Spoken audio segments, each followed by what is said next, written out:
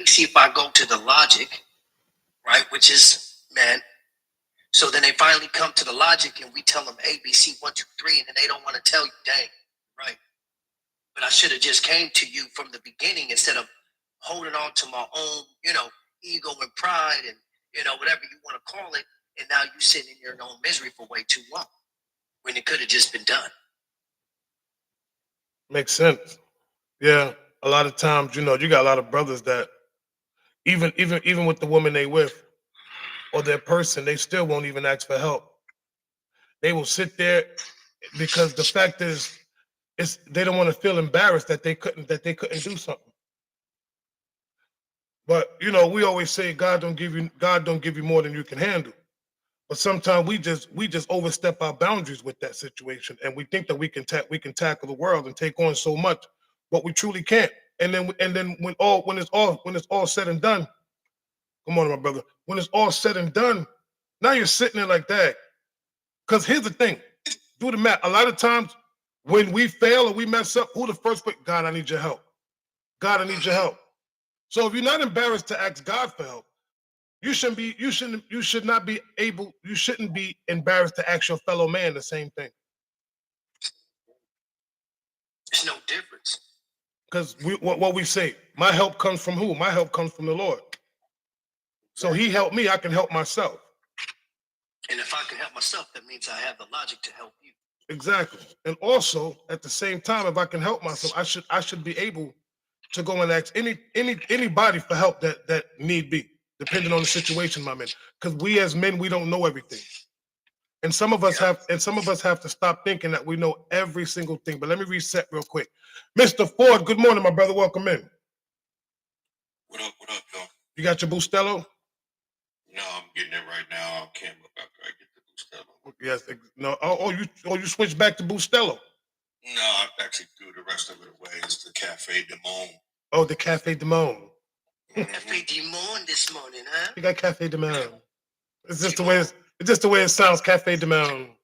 It's like one of those coffees that you gotta roll your eyes up when you finish. Cafe de Monde. You can't have. You got to think. You got. And I have to put my almond vanilla drops at the top of it. All right, there you go. Not the almond vanilla drop. A drop of sage just to top it off. Yes. But yeah, let's get back on track. So I know you're getting your coffee, but what's your thoughts, brother? Let me tell you what we're talking about. Of course, when a man asks for, I had to reword it a little bit. When a man asks for help, do he see it as a sign of courage or weakness? I think it depends on the individual, but I'm gonna venture out to say, I think a lot of men see it as a weakness. I think a lot of men see it as a weakness, and they're afraid to ask for help, and so they'll just go through the mud themselves, and just try to figure it out. I'm just gonna figure it out. I'm gonna figure it out because they're afraid to ask for help, and a lot of times they're afraid to ask for help because they don't want to. They don't want to feel less than. My honest opinion on that, man, is, and I hate to say this because I've been in this situation, but and I truly cared about the individual, but I don't think I trusted her enough to allow myself to be that vulnerable in that moment. Because I think when a man has to ask for help, that's a whole level of vulnerability that we struggle with because we don't want it to get weaponized against us, or we don't want people to think less of us because we need some help with something, because we feel like we're supposed to just have it all figured out, and that's kind of been what we've been taught. So I think as we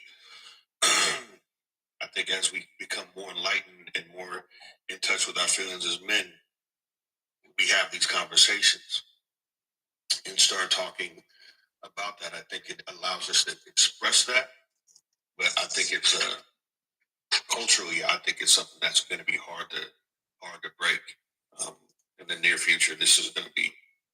We got some generations that we got to go through of teaching that it's okay to ask for help, and you don't have to always have it figured out. But the problem with that is that even when there's going to be there's going to be a bunch of times where we do it, especially if we're asking our women, where it's going to be weaponized against us, and we're going to feel like we're going to be feeling pretty bad at some point. No, I agree. I think another one of a man's problems where I think that where they think that it's a sign of weakness is when another brother comes and be like, "Yo, brother, can I help you with that?" And they sometimes we look at them and be like, "Yo, I don't need your help. I'm good. I got it." See, that's one of the worst words that a man can always say, knowing that he really doesn't have it. When he said, "No, I got it. I don't need you. I'm good, brother. I'm good." Really, I say that because there was times where even myself, well, I know I couldn't do it, but I didn't want to feel like it. I didn't want to be embarrassed or make myself feel like I was being embarrassed or that I couldn't handle the task. So I was like, "Nah, I got it." And then made matters worse instead of allowing the person that knew what they was doing to come in and fix the situation. You see what I'm saying? And we have to, and that's an ego thing. It's an ego and pride thing when it comes to us men. Our ego and pride will destroy us. Will truly destroy us just based off because we don't want to accept the help that's there, and we damn sure don't want to ask for the help when it's present. That's facts. I mean, shoot, I just had a conversation with y'all, about some things just the other day, and I had to set my pride, to the side and my ego to the side and, say, hey, man, this is what it is. This is what it ain't, so that way, you don't have to, guess, what I'm saying, where I'm at, what it is I am as a man. If I'm coming to you truthful, then, I'm always going to come down truthful. You know what I'm saying? But if I'm like hiding stuff and don't want to speak up on stuff, and then y'all like, man, bro, you could have been said something, man. I had that last week, or this was this and this and this and that. But a closed mouth don't get fed. You know what I'm saying? And that's one thing my mom always taught me before she passes. Look, a closed mouth don't get fed, and it doesn't matter who you get fed from, right? So don't be scared to ask your brother. Don't be scared to ask your mother. Don't be scared to ask when you don't have it, because you never know how God is going to show up. Because you could throw away your blessing because of your own ego. I'm gonna be honest. A lot of times, sometimes even and it's weird to. It's not even weird, but I think it's a bad thing to even married men, be afraid to ask their wives for help, which I think that is very shameful. As a man, you should be ashamed of yourself. Because how can you not ask the person who's supposed to be your helpmate and still think like, well, I'm the man, I'm supposed to do this? No, she is there to help you. That is the whole purpose of her being called the helpmate. You help each other. She is not like that. And a lot of times brothers get it twisted with that, and I think people get it twisted when they say helpmate. She's the helpmate, but yes, we help each other. I'm supposed to help her, she's supposed to help me. We are helpmates, not a help person. See what I'm saying? It's different terminologies when we think about it. It's like she's a helpmate, yeah, but I'm supposed to be the same thing as her. I'm supposed to be the same thing that she's supposed to be to me. I'm supposed to be to her. And the thing is, we have to, like you said, it's that ego thing. It's that male macho situation that, nah, my wife ain't got to do nothing. You know what I'm saying? Well, sometimes she may have to, bro. Sometimes you may have to get off your high horse and be like, babe, I need your help with this. Facts. Because it shows vulnerability. It shows that you are human, and it shows that you have emotions, and you can't fix it all as a man.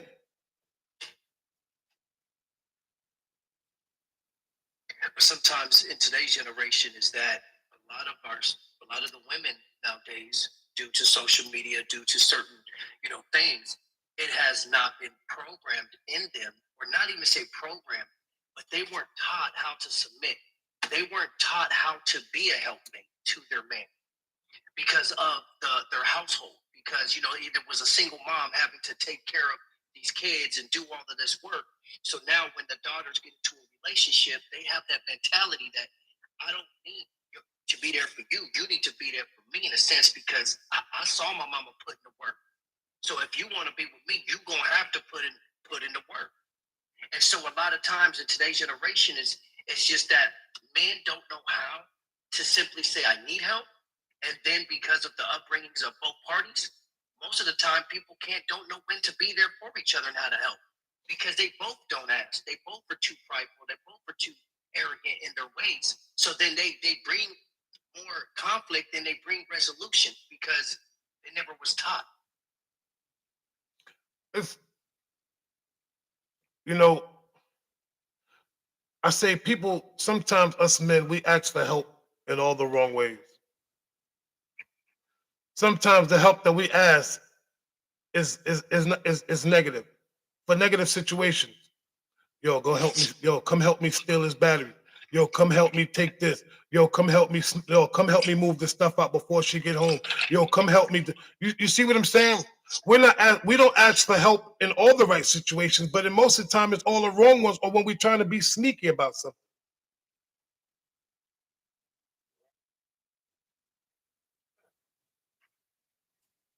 Yeah, I'm putting brother. Yeah, I'm throwing it out there today, for brother's gonna get in trouble this morning.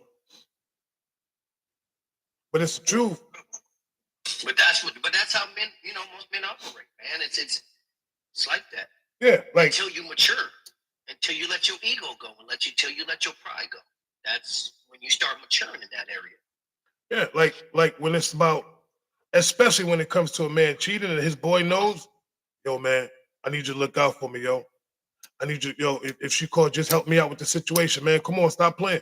Like, what? I mean, if you're a real man, you would be like, nah, I don't put your cheating into mine. You know what I'm saying? Don't add me into your, destruction. Because see, a lot of times what we got to do as men is stop allowing even our own brothers who are doing the dirt to let their dirt lead into ours. Because then it becomes an issue in ours because now we sitting here having to back up the homies from doing their dirt. And then you got your woman at home like, for real? So that's how we do it? You just gonna let your wow. You know what I'm saying? And then it makes your woman look at you in a different way. Like, okay, well, if you doing that for your homies, you might be doing that behind my back, and one of your homies is, you know what I'm saying? When you out, now that trust there is gonna be an issue. It's, you got something for it, or you good? My bad, I was sharing out the live. Hold on. Yeah, listen, man. We asking for help it can be hard for most people, honestly. But the thing is when you start to ask help when you start asking help from people for stuff when it's for situations where you're lacking integrity, you're trying to be sneaky. Now you're just showing a complete disrespect for not only the person that you're trying to get over on. You're showing disrespect to the person that you were asking to be involved in that, and whatever situation y'all have, whether it's a friendship or whatever. And understanding some things you can't ask for help for. Some things there's some things you gotta deal with yourself. Can't do it. You got yourself in this particular situation. You're gonna have to own up to it. Now, in a relationship, I think that can be a little bit different when you need help with certain things with your lady. That should be a different conversation. We should, and I think people should really start working on building in the very beginning, building relationships where they're not afraid to ask for help. They got to make sure that that's something that person is a resource for them. They have to start building that trust and really pouring into that portion of the relationship. So when and if, because most times something happens and we're going to need some help with something, we don't fall into that ego. Men have ego, women have pride. Right? We don't fall into that ego piece where it's like, man, I don't want to ask. I don't want to ask. I don't want to ask. At the end of the day, man, we are not perfect. We're all just trying to figure it out. I don't care who you are. And we can all use some help.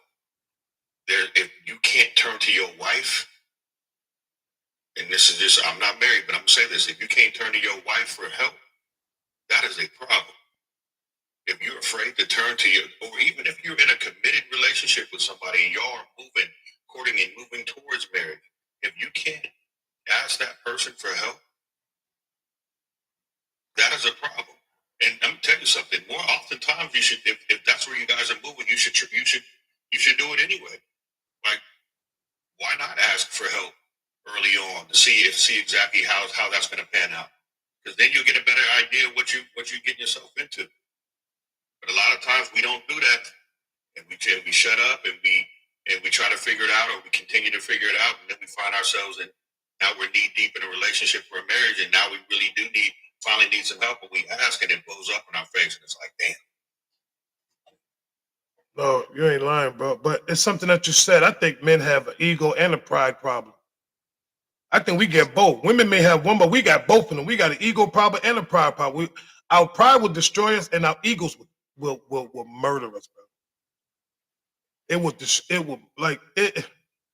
We got our egos as a man. It's ridiculous. It is ridiculous. Sometimes we even let it. It gets in our own way, and we get in our own way. And we can sit there and say that we don't as a man, but it's true. Like even what we was talking, even like I think back, because a lot of this to me ties into what we was talking about yesterday. Like it's like our thought process really has to change. It truly does. Like we put so much stuff on our backs. We carry so much stuff, and I would be like, man, all the weight that I'm carrying is because you ain't asking for help, bro. If I see you struggling, why shouldn't I come and be like, yo, bro, you need help? I got you. That's the whole purpose of being a brother. That's the whole purpose of being a man, to be able to ask your fellow man. If I can't ask you for help, then something's wrong with me. Bottom line, if I call y'all my brothers and I be like, yo, I could turn to my brothers for help, and if I can't turn to y'all for help and y'all see me falling and y'all don't even offer help, it's just as worse as me not asking y'all. That's just my opinion.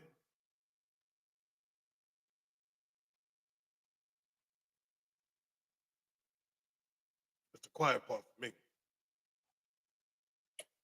I don't disagree with that at all, brother. I don't disagree with that at all. I just think we gotta those two things, ego and pride. I think have destroyed a lot of relationships, a lot of friendships, even lost people jobs. You know what I'm saying? What ends up happening, man, is we fall back on the things that are so unhealthy, and we do it because we feel like we've leveraged those things, those behaviors to protect ourselves, not necessarily understanding that we think we're protecting ourselves, but we're actually damaging ourselves further. We're damaging our psyche, we're damaging how we interact, our ability to be able to connect through adversity with each other, right? We're damaging that by falling back on those, because we think it's like, oh, I'm going to protect these little feelings I got, right? Well, let me tell you something, man. There's no better feeling. I can't even say that I've really experienced it yet, but I'm gonna say I can't wait to be in a situation where I can be like, man, I need some help, and I know it's like, all right, what we doing, and it's never even gonna be mentioned again.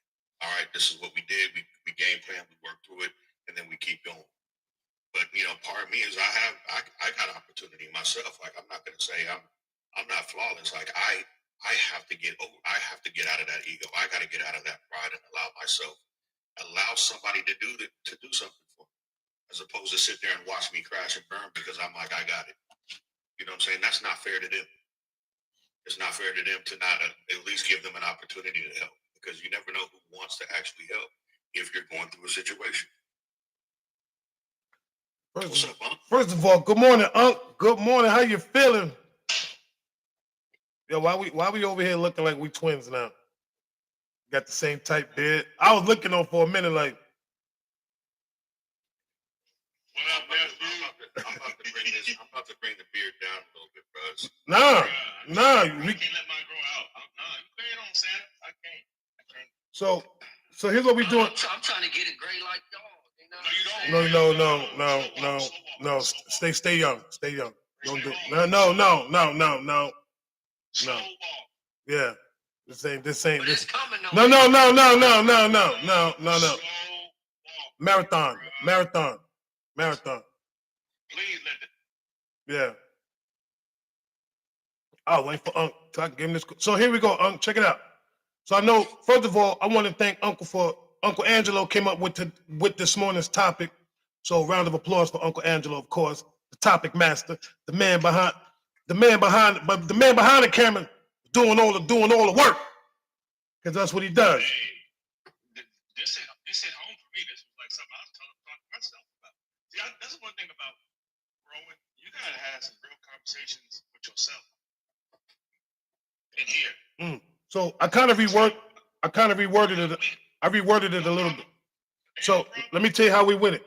So it says, when a man asks for help, do we see it as a sign of courage or weakness?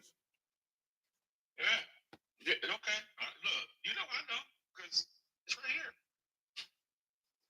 It is this. And the reason why I say that this was hit home because it's for me. It is for me now. You know what I mean? Like,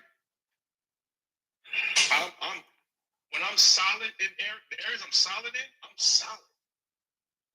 But it's those areas that I'm not solid in, you'd be like, as you guys were already talking to, I heard, I came in on the tail end of the conversation, but I understood where it was going.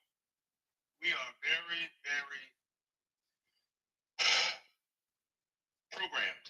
We will default to what we know, and that is we are literally, I remember when I heard Cam Newton say it, because when he said it, it hit me to my core. It was like, dude, he said, my man literally said he's more afraid of divorce. His fear of divorce is higher than his fear of being in a happy marriage. And I was like, what? That's a lot to say, bro.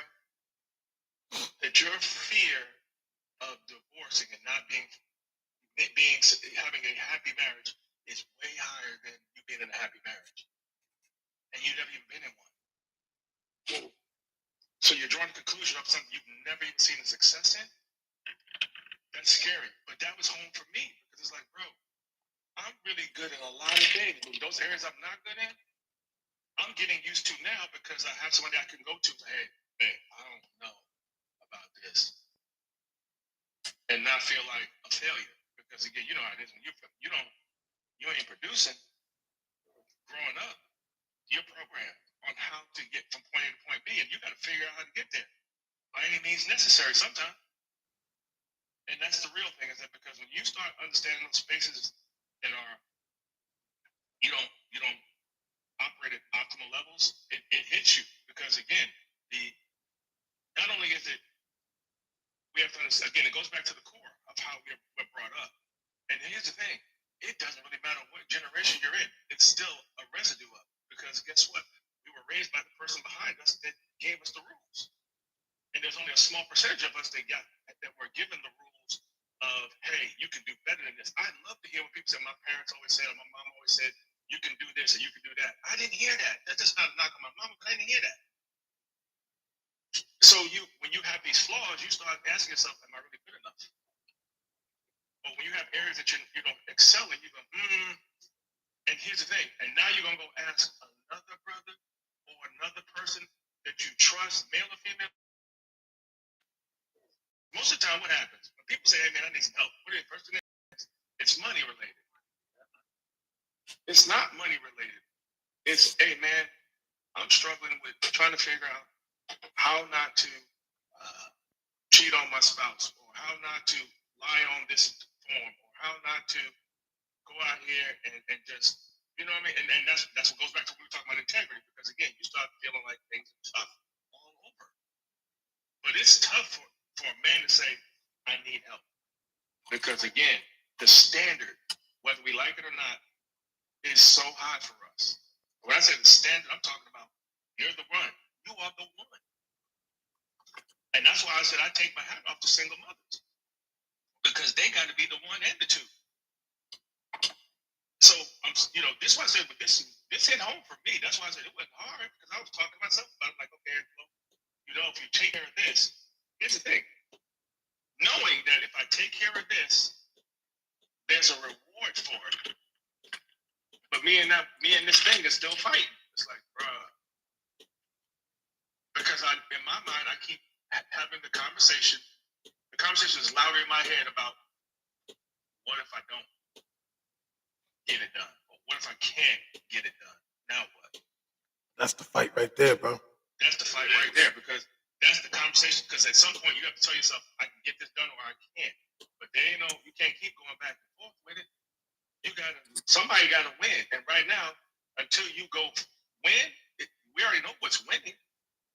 Let me say this real quick. If any man, if this is the men's panel, so if any of you men are coming up, I'm gonna need y'all to cam up. If you can't cam up, I'm sorry, I will have to dismiss you. No disrespect, but I'm requesting any man that comes up on this platform this morning, if you are not going to cam up, we will gracefully have to pack you up. With no disrespect, but that is my request this morning. Understood. But that's the real of it, bro. You know what I'm saying? Like, I'm and here's the thing.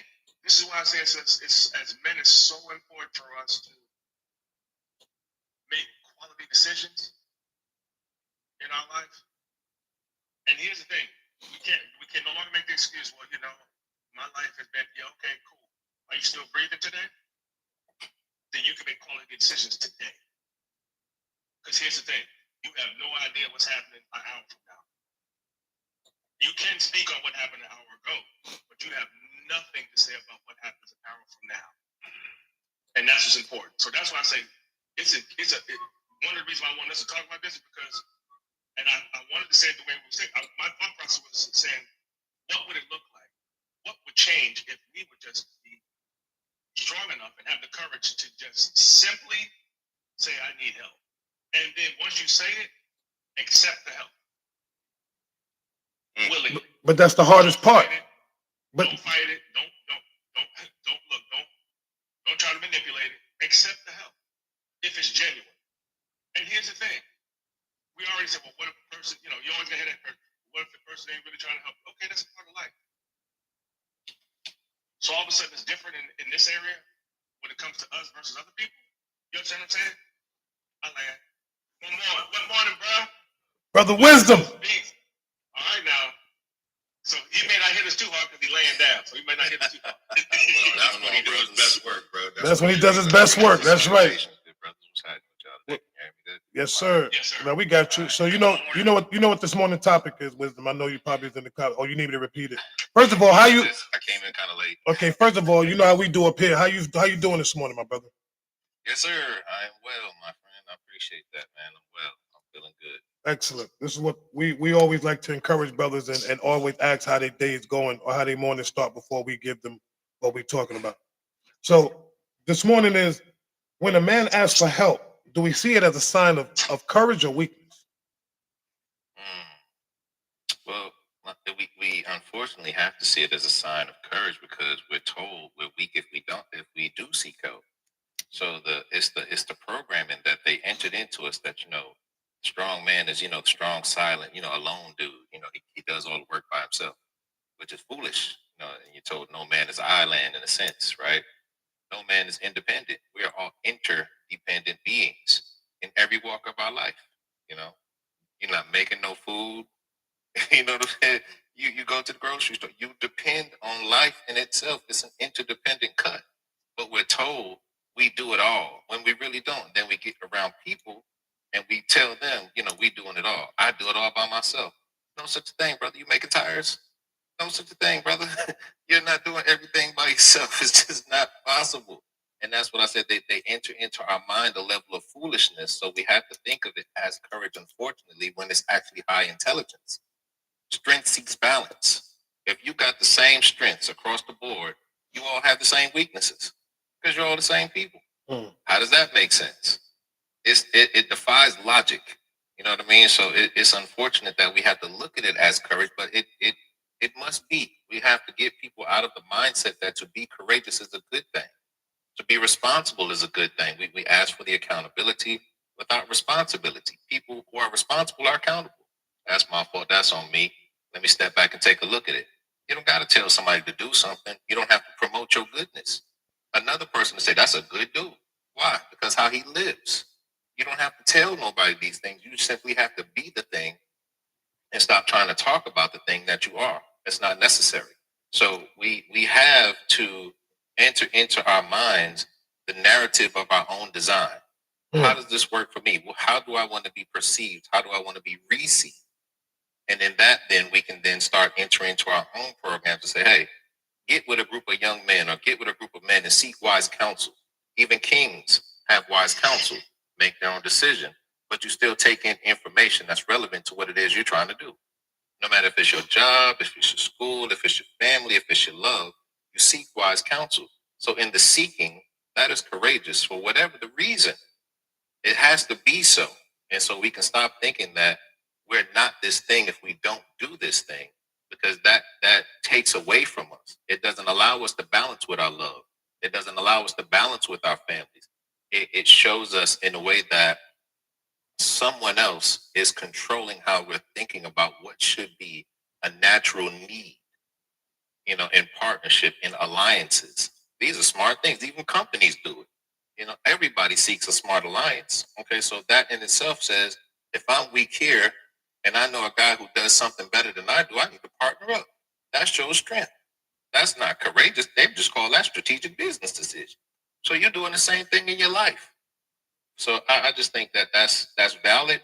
I think it's valuable, and I think we start having to enter into our own narratives. Alain.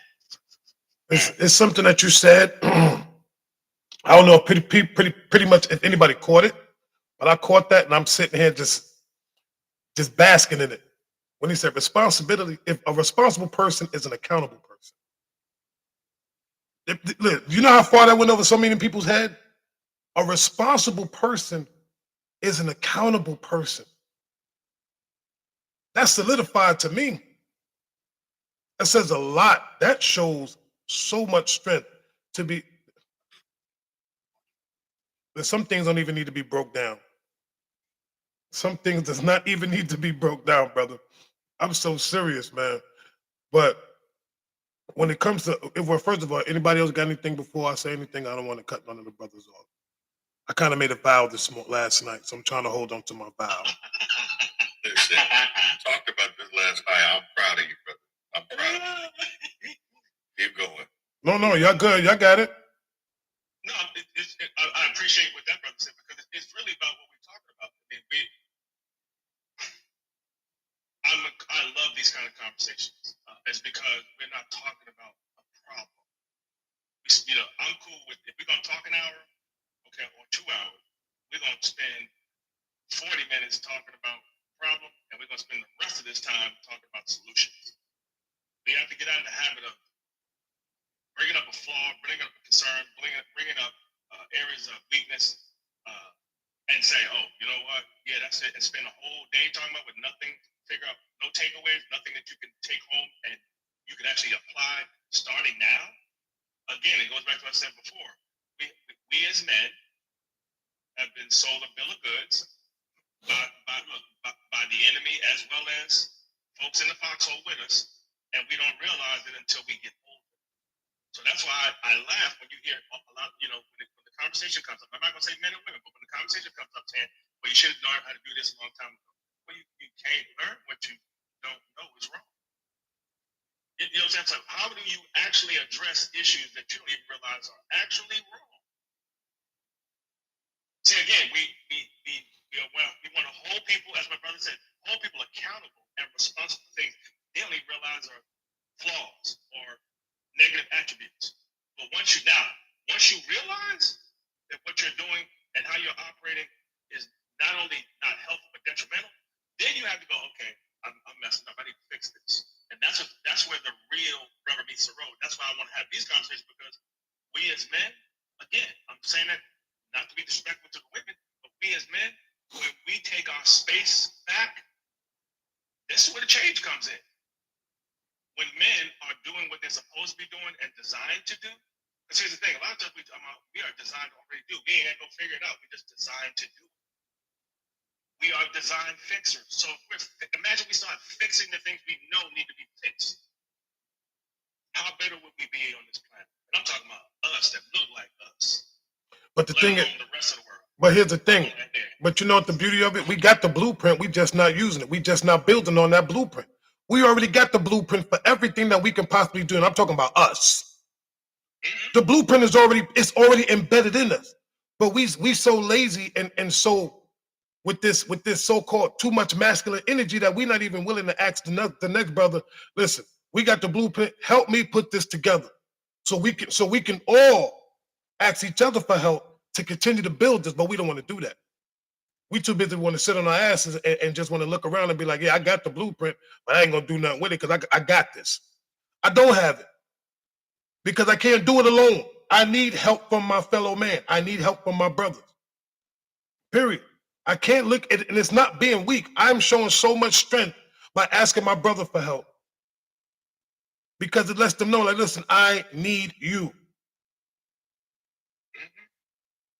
I wasn't, like they say, we wasn't built to walk alone, but at the same time, why am I walking by myself knowing that I don't even know which way I'm going? Same way you ask help for direction. If you can ask a GPS, and that, come on, you sitting there, you don't know, but you put that GPS, and don't you need that help to get them directions? So why can't I go to my brothers for the right direction? Why can't I ask my brothers for help for all the right direction? I think we have a misconcept of self-made. I think it starts right there.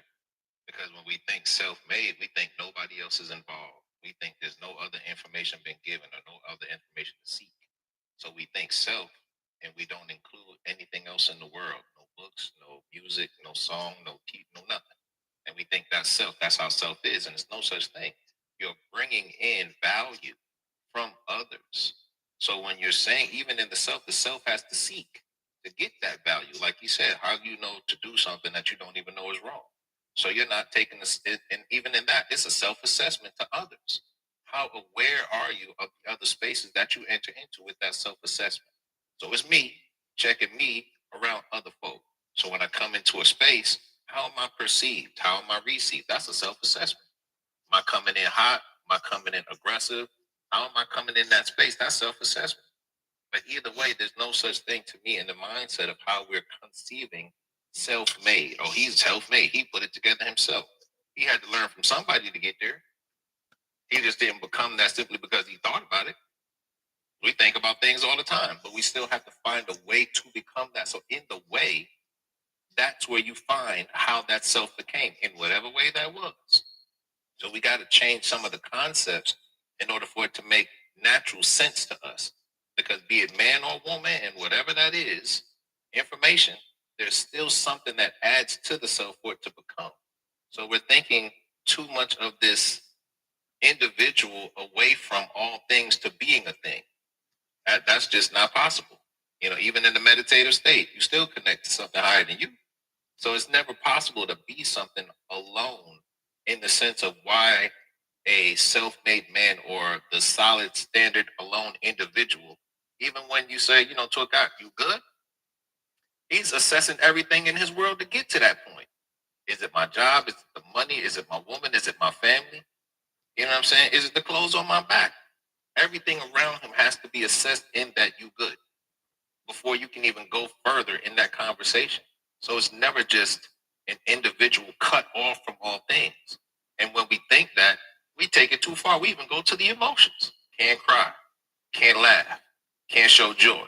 You know, got to be stoic and all these other things. And we remove ourselves from our natural grace, from our natural eminence. So I think we need to really redefine some of that. Yes. First of all, let me do this. Reset the room a little bit. Mega, my brother from another mother. I had to grow my beard before I came in here. Looking good, Poppy. Looking good, baby. My hair don't grow like y'all, so Listen. I go through the motions and it starts growing this way and up my nose and down the nose and all that stuff. You know what I'm saying? So, what's good, my brother? How you doing this morning, man? Everything is great, man. I try my best not to press the button, but you guys keep talking about things that resonate and need to be heard. Amen. So you know what this morning topic is? Oh, without a doubt, you're talking my language right now. Okay, so just to give you a little bit, when a man asks for help, do we see it as courage or weakness? It's if I can chime in, it's both. It depends on the person's perception and perspective, the upbringing, the environment, and everything else that goes into their ego, pride, and being proud. There's a difference between being proud and having pride. Being proud usually be proud of yourself, but usually it means when you are complimenting somebody else. Ego is more internal, and so is pride. The problem is that a couple of reasons why we don't ask for help is because we've been taught to be that way. The second reason is because we don't want nobody to get the one up on us. It's a favor that we don't want to return. You know what I'm saying? We don't want to be put in the position where you're going to call us out one day and say, remember that day? And then say it real loud in public and say it in front of someone and embarrass you. Because the truth is that there is a transition when it comes to relationships, somewhat. It shouldn't be a complete transitional relationship, but there are some transitions that happen. So the myth is that we shouldn't have a transitional relationship. But that's not realistic. You know, you do for me, I do for you, we do for each other. We do what's best was for the relationship, not for the individual, you know? Right. And we grow up that way, being told, you know, you shouldn't ask for help because people do this and people do that. Because they're expressing what their experiences are, and they have this cookie cutter mentality, our parents, that when we go out in life, that we're only going to see what they saw, but we are ready to see more than they did, because they're basically begging us to stop the generational curse because they couldn't do it themselves. So that's why they act funny. You know what I'm saying? So it's up to us to look past that and realize that you can't ask for help for every situation, but you need to identify which situations require some assistance. It's a myth. It's a myth when people say self-made, like you were saying earlier, right? There's no such thing as self-made, because any man is a fool that thinks that he doesn't need help along the way. The real weakness comes when you can't admit when you need help. That's the real weakness. You know what I'm saying? And that's what we need to look at. We need to look at, but here's the thing. You gotta pick and choose your battles. You can't go to a horse to ask him for help from a zebra, if that makes any sense. You know what I'm saying? We have to be aware of what is it exactly that we need help in? Because a lot of times we try to express it and we get frustrated because we can't express what is it exactly that we're looking for. So we got to identify with the what before the why. Man, please stop chasing the why, because you can't go after the why until you know the what. So let's focus on what it is exactly, that is we're going through, so that we can express it and we can get the right help. We get upset when we ask somebody a question. We're not asking the right question. So take a moment, right? And here's another thing too, man. Contrary to popular belief, vocabulary is very important. We keep saying that words matter, right? But if you don't know the definitions and you don't know how to enunciate or use words in proper grammar, stop making people feel weak because they decided to get a little bit educated, or they want to learn how to express themselves in a way that they can get a direct answer and not be bamboozled. Think about this. Think about this, man. Think about that moment when you realize, wow, I've been living my life this way. I've been taught this, and I've been doing things all wrong. You know the pause and the hiatus that you have to take when you realize that you've been living your life a certain way because you've been indoctrinated. Even our parents have failed us in so many ways. And to have that moment and say, holy cow. Now I have to reverse and do everything that I was doing all my life in a different way. Some men cannot adapt to that, and they stay stuck in that mentality. I'll lie for now. Ooh. Yeah, he said that's how you cook. That was a lot to digest. That was a lot. My boy, I'm going to need you to break it down in bite-sized pieces because I have so many different things I wanted to. But cheers, brother. I don't like nuggets. I like chicken breast. I heard. Listen, I want to be honest though. I think, like you said, a weakest man to me is a man that's not willing to ask for help. That makes you so weak. I'm sorry. Like I said earlier, we can't do it all. There's so many things that I can be able to do, but there's a lot of things that I can't. And if I know as a man that I cannot do this and I cannot succeed, I need to ask for help. It doesn't matter where it comes from. Because here's like I said before, and I'm gonna say it again. We will sit there and do something, and the moment we get in trouble, who we call? God, I need your help. I need you to get me out of this situation. And then he sends help, and you don't even accept the help that he sends. That's the worst part about it. When you actually asking God for help and he sends it. and you still reject the help that he sends you, not knowing that it came from the Lord because you asked for him. Didn't he say, you ask and you shall receive, knock and the door shall open? I mean, come on. You want certain jobs. God, I want this job so bad. People call you for an interview. You don't want it because the money ain't right. But it's exactly what you need. You see what I'm saying? All the help that we ask for. Now, I do want to say this. I gotta add this. I gotta add the little disclaimer on it. Stop asking people help for money. Yo, I need you to help. Yo, man, can you help me with a couple dollars? See that right there? That's a no-no. That's a no-no because if you don't really have the intention on paying it back, don't ask for help. Like real talk. Stop telling brother Joe, man, let me hold this. Let me hold that. Yo, can you help me? Because my thing is this. If you ask, so now I'm going to say this too. If the person asks you for help or you ask to help them, then it's not like I'm borrowing money from you. I'm asking you to help me with something. See, it's wordplay.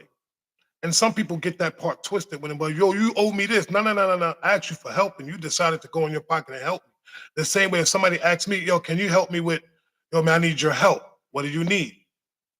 I need to know if you got $20 so I can take care of this X, Y, and Z. See how that sound? He never said borrow. So we as the person, as the lender, has to understand, am I loaning you this money or am I giving you this money? If I'm giving you something, I shouldn't expect it back. If you tell me, let me borrow, loan, it's a difference. That makes a lot of sense. It makes a lot of sense, and we got to be very careful. There's men out here, there's human beings out here that will help you with money, and then they'll be petty, and a couple of weeks later, they'll ask you and borrow money to see if you would do the same thing. They came to you for something that they didn't have, but then you want to be petty in a couple of weeks and ask them to borrow money just to see if they would do it for you. That's not help. That is very petty.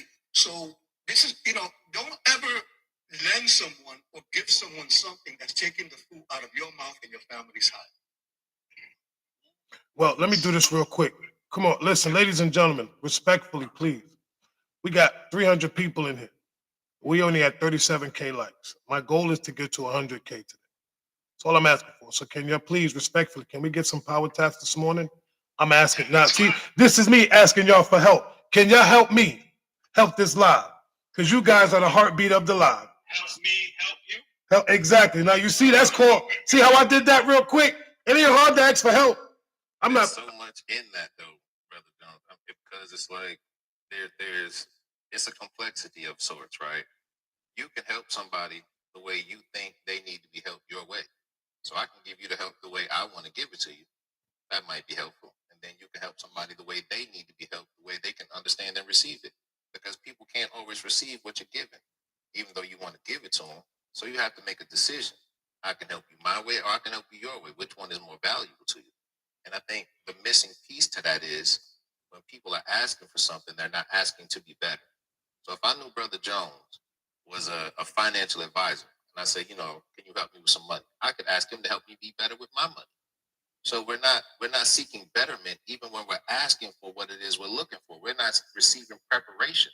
Prepare me to be better. Help me be better. We're asking for a thing without asking to be receivers of what we want.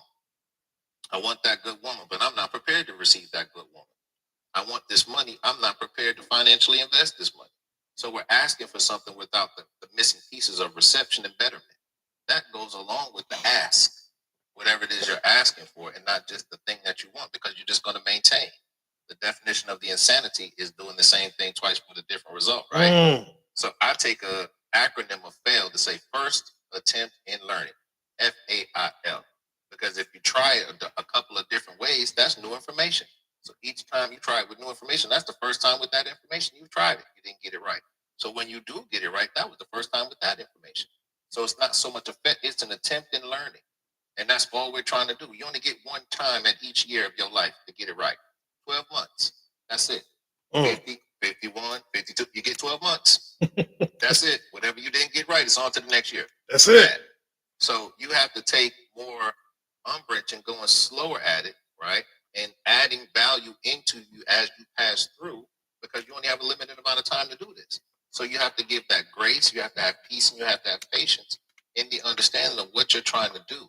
And that's why you're adding value unto you with other people, with alliances, with strategic investments, with asking and being prepared. Prepare thyself so that you may be worthy of it. Amen. Amen to that. Well, the Cafe de Monde has kicked in, so y'all have to sit with me for a few ticks. Come on, let's go. Few ticks. Okay. Ticks. Let's go, baby. Hold on. That's it. A few ticks. So listen, this is first of all, I love what everybody's saying, man. Because I think we're all on the same page. I think I love about Wisdom is he always has me.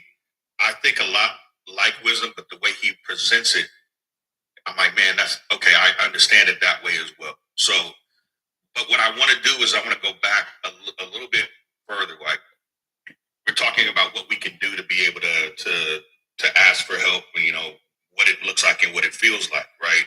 But how do we position ourselves to be able to ask for help, right? And so one of the things that I feel is people view vulnerability as a weakness, and actually allowing yourself to be vulnerable is a strength, right? The strongest you'll ever be is the most vulnerable that you allow yourself to be. There's vulnerability in asking for help, but most people don't want to be vulnerable, right?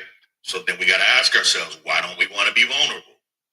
Well, a lot of times we're not creating the safe spaces. Now, at first I used to say, I want a woman to create a safe space for me. No, I'm gonna create my own. I'm gonna create my own safe space. That's what I'm going to do. And either that person can be a part. That person's going to be a part of that safe space or not. I'll share that with them. But I need to create a safe. I need a safe space for me to be vulnerable. And if I can be vulnerable in those moments, that's when I'm more likely to ask for help. But if I can't be vulnerable and I'm feeling like I may be attacked, it won't be. I'll have a hard time doing that. I have a hard time doing that. And so when we're looking at it, we got to go back a little bit, man. We got to, because everything that we're saying is absolutely correct. But there's also steps that lead up to us being able to ask for help or not being able to ask for help. And I think when we start focusing on allowing ourselves and creating spaces, not only for ourselves, but being choosing the people that we choose to to be vulnerable with, right? I think that's what opens up those doors of communication. Because if we can't feel like we can be vulnerable, I don't care if it's a man or a woman, you're not going to ask for anything. You don't even really want to talk. So if I can't, so the goal should be to create a safe space within yourself and then within your relationship or friendship, where vulnerability is viewed as a strength, and you have the confidence to go in that space of vulnerability and have a conversation with someone where maybe you need some help, and you know it's not going to be weaponized against you. But here's the crazy thing: who cares at this point? Who cares if you need it, if it's going to get weaponized against you? You know what I'm saying? If you need the help, you ask for the help, right? If you need the help, you ask for the help. Stop worrying about the possible negative outcome of it. We need to start focusing on what we need it for and apply it right then and there and keep it moving. Because at the end of the day, that's what's supposed to happen. And then the other thing I wanted to ask you guys is if I see my brother over there struggling, right? If I see my brother struggling because he can't really swim, and he fell into the pool and he can't really swim, and I don't go jump in and help him because he's saying, I got it. You know what I'm saying? He's not asking for help. Do I still provide that help? Yeah, but you know what I'm gonna do? But see, here's the thing though. Now you gotta look at it like this. If he's in the pool and he can't swim and you can't swim, what you gonna do? Throw him a life. Listen, I'm gonna throw you that lifesaver. Somewhere along the line, I'm gonna make sure that I try my best to help you get out of that situation. And that's what brothers should do. When you see your brother struggling, going through something, can't get it, you should step in. Regardless of the fact to be like, yo, you need help. You know what? I'm here to help you, bro. I see you struggling with this. I got you. Because what we don't need to do is, even if we know we see that our brother is struggling. Yes, that's the first thing we should do as men. We should step in. That's called stepping up. That's being my brother's keeper. I shouldn't have to ask you if you need help. I should automatically see that you need help. Automatically. If you standing there for more than 5 or 10 minutes and you trying to figure it out and you see him doing this, you know he needs help. The moment he starts scratching his head, pacing, looking around, we should be right over there in a single bound like Superman. Boom. I'm here, brother. All right, what we doing? What we doing? And at that point, he probably go. So let me ask you this. Same thing. How about in relationships? Ooh. Ooh. But see, the beauty of it is with a relationship, though, and I'm gonna let you take. You know what? Go ahead, take this. I got you. I'm a. No. We good? Because I got one more comment. Well, let me. So Okay. are you asking? Ask the question again. Are you referring to, for clarity, throwing that life onto a brother you see was in a funky relationship? Is that what you're saying? No. You're in. I'm talking about now. We're not talking about a brother helping a brother. He's talking about in a relationship. Helping a lady or a lady helping her man. You know what? Go ahead, bro. No, I just want to say this. A lot of us has failed that, and I can hold myself accountable. I've failed, and as a man, not in my marriage, but as a man, I have failed in that situation. But now sometimes I sit back and I realize, like, I hear her. I can hear her doing the most, and that's like, babe, are you good? Do you need me? But instead of saying that, maybe sometime now, saying what I'm saying now, I need to just get off my ass and just be like, boom, I'm here. You see what I'm saying? This is different. Holding myself accountable right now. And I'm not ashamed as a black man or as a man to say it in front of my brothers or in front of people that really don't listen. I don't care. I'm real. So when me seeing certain things happening right now, especially in these 4 walls, I got to get up and be like, boom, you good? You need me? If you don't need me, then I'll fall back. But you know what I'm saying? But as men, this is what we should do. If we say that we love these women, it's the people that we're supposed to be with, this life that we sharing. Yes. Then I have failed. I have failed within me. So thank you, brothers. Thank you, brothers, for making me be a little bit vulnerable this morning. Yeah, but I think I don't want to interrupt you, but I just want to get this off. So I agree with you. But listen, if I was in a relationship or if I was married, my wife probably doesn't need me to take the trash out, but I'm gonna snatch that trash bag out of her hand and take it out. She don't need me to change that damn alarm and stand on the ladder and change the battery in the smoke alarm. But I'm gonna make sure she get her butt off that ladder and I change that smoke alarm. See, there's things that we can do, and this has to do with how well you're aligned with your partner. Alignment. It's how well you align and how well connected you are with those individuals. Because sometimes people are so used to doing things. Like at this ripe old age, if you're single and then you start dating somebody, for me, a lot of women are used to just doing stuff themselves. So sometimes you gotta slap that trash out you slap their hand off that car door. Grab them. What do you say? Velvet slide. Yeah, baby slide, baby slide. Walking on the street side. You know what I'm saying? See, I'm sorry, not to cut you off, brother, because you got me thinking. I'm trying to keep this thought. Because now that I'm thinking about it now, right? And I'm so sorry to cut you off for real, my brother. But when I think about it now, right? You know what? Good, I'm sorry. Finish your thought. I apologize. No, go ahead. I got it. See, when I think about what you're saying now, right? Because this, I do the garbage, the basics. When we go to the supermarket, I make sure she can grab the eggs and the bread, but I'll take, like me, I grab all the bags because I'm not trying to make 4 or 5 trips. So I want to make all in one swoop. So boom, I take all the bags, put them in, boom, put them up. And then I go in there and get the water. Now, when it comes to putting the stuff away, she knows where stuff goes. Me, I live crazy, right? Live in a house, don't know where nothing goes. But we see you in the kitchen. But I be in the kitchen eating though. It's crazy when we only know what things are when we want it. But and the funny part is we still can be in the kitchen and still be like, babe, where this at? Babe, where this at? Babe, where this at? So we still asking for help. It's crazy, but it's true. And we watching them put everything where it needs to be. And they'll still come downstairs with it's right here. And you know when she's mad. You know when the woman's mad at you, when she's upstairs and you got to call her, she come downstairs, grab it at the counter and then put it down. And then it'd be like everything could be in your face because she always says I could put something in your face and you still won't see it. Is that really helpful, Velvet, or is that us trying to have them be inclusive in what we're doing? It's help. It is straight up help. But it's the truth, bro. Like, come on, ladies, listen to your sisters in here. Put a 1 in the comment if that has ever been your position with your man, where he asked you for something and you had to go and literally get it and put it in front of him so he can see it.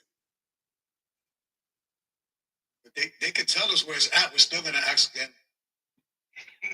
Well, that's a lot. That's a lot of ones. Comment after Brother Ford finished.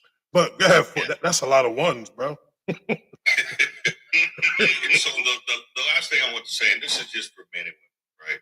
And for women mostly, just because there's a show called The Tonight's Conversation, a brother named Trip that I love on Tonight's Conversation. He's no longer on there, but he said something that was huge to me. And I think this applies for friendships and relationships, but he was speaking of a woman and her man. And he said, as a woman, if you see your man driving his car into a wall, and the only reason you don't try to course correct him to avoid injury is because you want to let that man be a man, both of y'all deserve to hit that wall at full speed head on. And that is what I'm going to say. That was my point about taking the initiative to offer help, because if I see my brother crashing out, I take it. Me personally, it's going to be my responsibility. I take it as my responsibility. I don't care if he like it or not. I don't care if he likes the feedback or not. I know I'm going to give it a good try to get him to course correct him. The same thing with your partner. If you notice that your partner has there's a deficiency somewhere, so there's an area of opportunity, and it is a strength for yours, and it's a strength of yours, thus kind of equaling the equal yoke thing. It is our responsibility to play to our strengths in our relationship, right? So we should give it at least a legit effort to say, hey, this is what it is, and really, really try to. And depending on where you're at, it may take a little more work than not. But to me, it all goes back to creating a space where people feel safe to be vulnerable. So then they'll be open to asking and even open to receiving. I'll end there.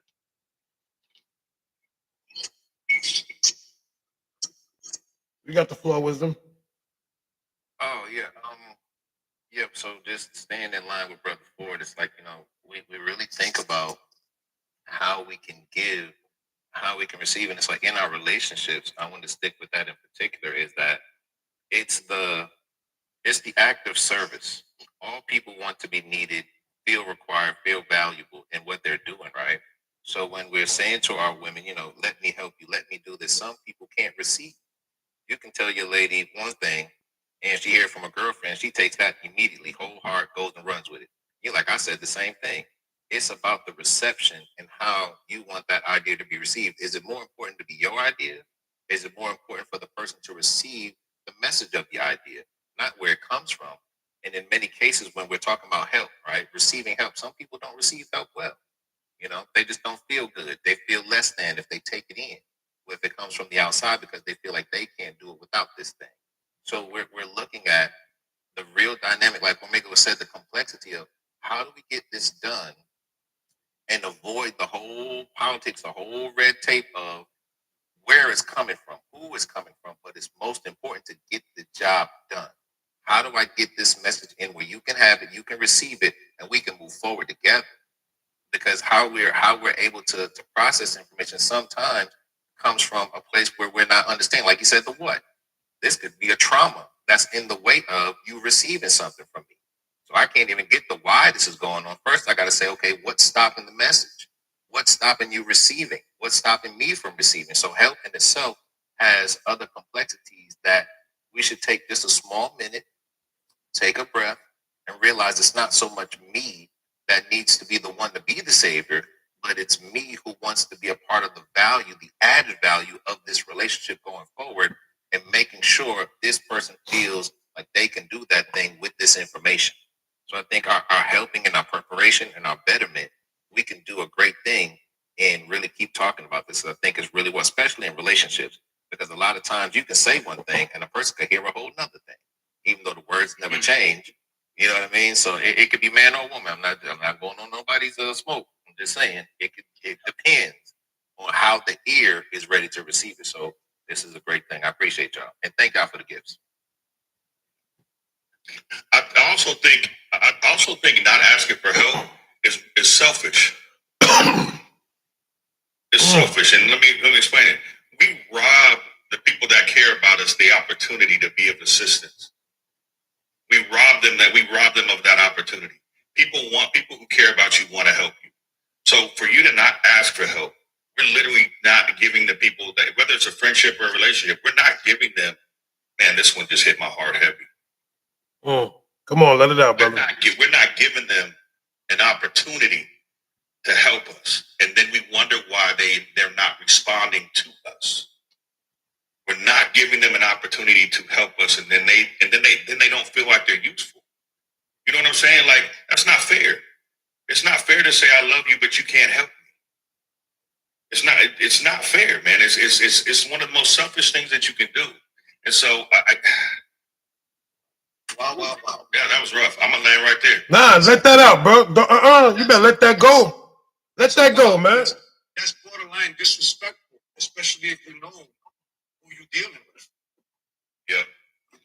And then you wonder why things start crumbling, because people don't feel like they're adding any value. And I'm not saying that's what needs to happen for the individual, but I feel like in a healthy situation, there's energies that need to just be intertwined, and it needs to be, there's an ebb and flow of energies that need to be intertwined in a healthy situation. And you know why I know that? Because I haven't really been in a healthy situation, right? And I also know I haven't been in a healthy situation for a majority of my problems. It falls on me, whether it was a choice or how I was interacting and things that I hadn't dealt with in myself. But man, I'm telling you right now, I know that when I care about somebody, I'd be pissed off if they needed help and they didn't ask.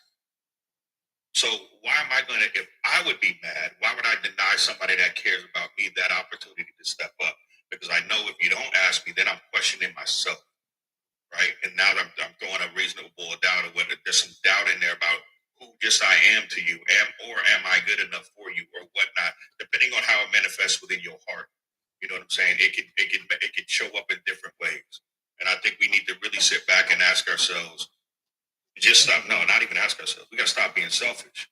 Let's create meaningful relationships, and then say, hey, I may need some help here, and give that person that opportunity. Because I'll tell you what, man, if I'm walking to help somebody that's in need, because I know that's what I was put on this earth for, to give, to pay it forward, to help people that are in need, that is where, for me, that's where my heart is. That's where I feel most impactful. And to deny somebody that opportunity to do that for me is just selfish, disrespectful, and actually dismissive. And I think that's why people respond the way they do when you don't ask for help. I land there. What you got, brother? No, I was gonna say something, but I wanted the little young lion down here with this Dallas Cowboy hat that I didn't want to jump on. You know what's funny is, as soon as I noticed that hat, I didn't even see him in the box. Me neither. There was no box. Not at all. Not at all. You know, I do see his wheels turning though. I know. That's how I was going. I'm gonna defer to him first. You know, you know how the little ADHD get the.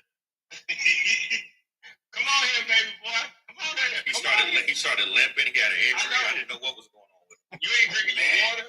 Listen, man, I've been sitting here waiting. I ain't had a chance to get in. You gotta get it. You gotta get in, bro. He got that Dak complexion. That Dak complexion. Got that Prescott. Hey, listen here. We might have not made it this year, but it's all good. It's still we them boys, okay? So let's get back, to the situation. But it really bottoms down to this.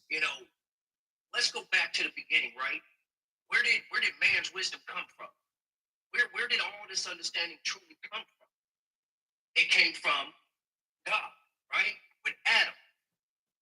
He gave Adam the instructions, how to be a man, how to be exactly what we're supposed to be today. But because of, the deception of of Satan and his minions, you know, we want to know the truth. It has converted us into the men that we call ourselves today. We have lost the entire path of what it is to be a man. We are still trying to figure it out right now. That's why we are on this panel.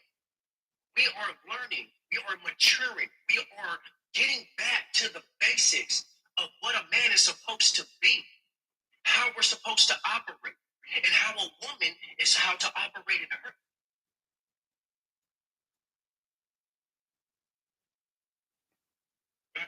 That's that Dallas Cowboy. That's that Dallas Cowboy.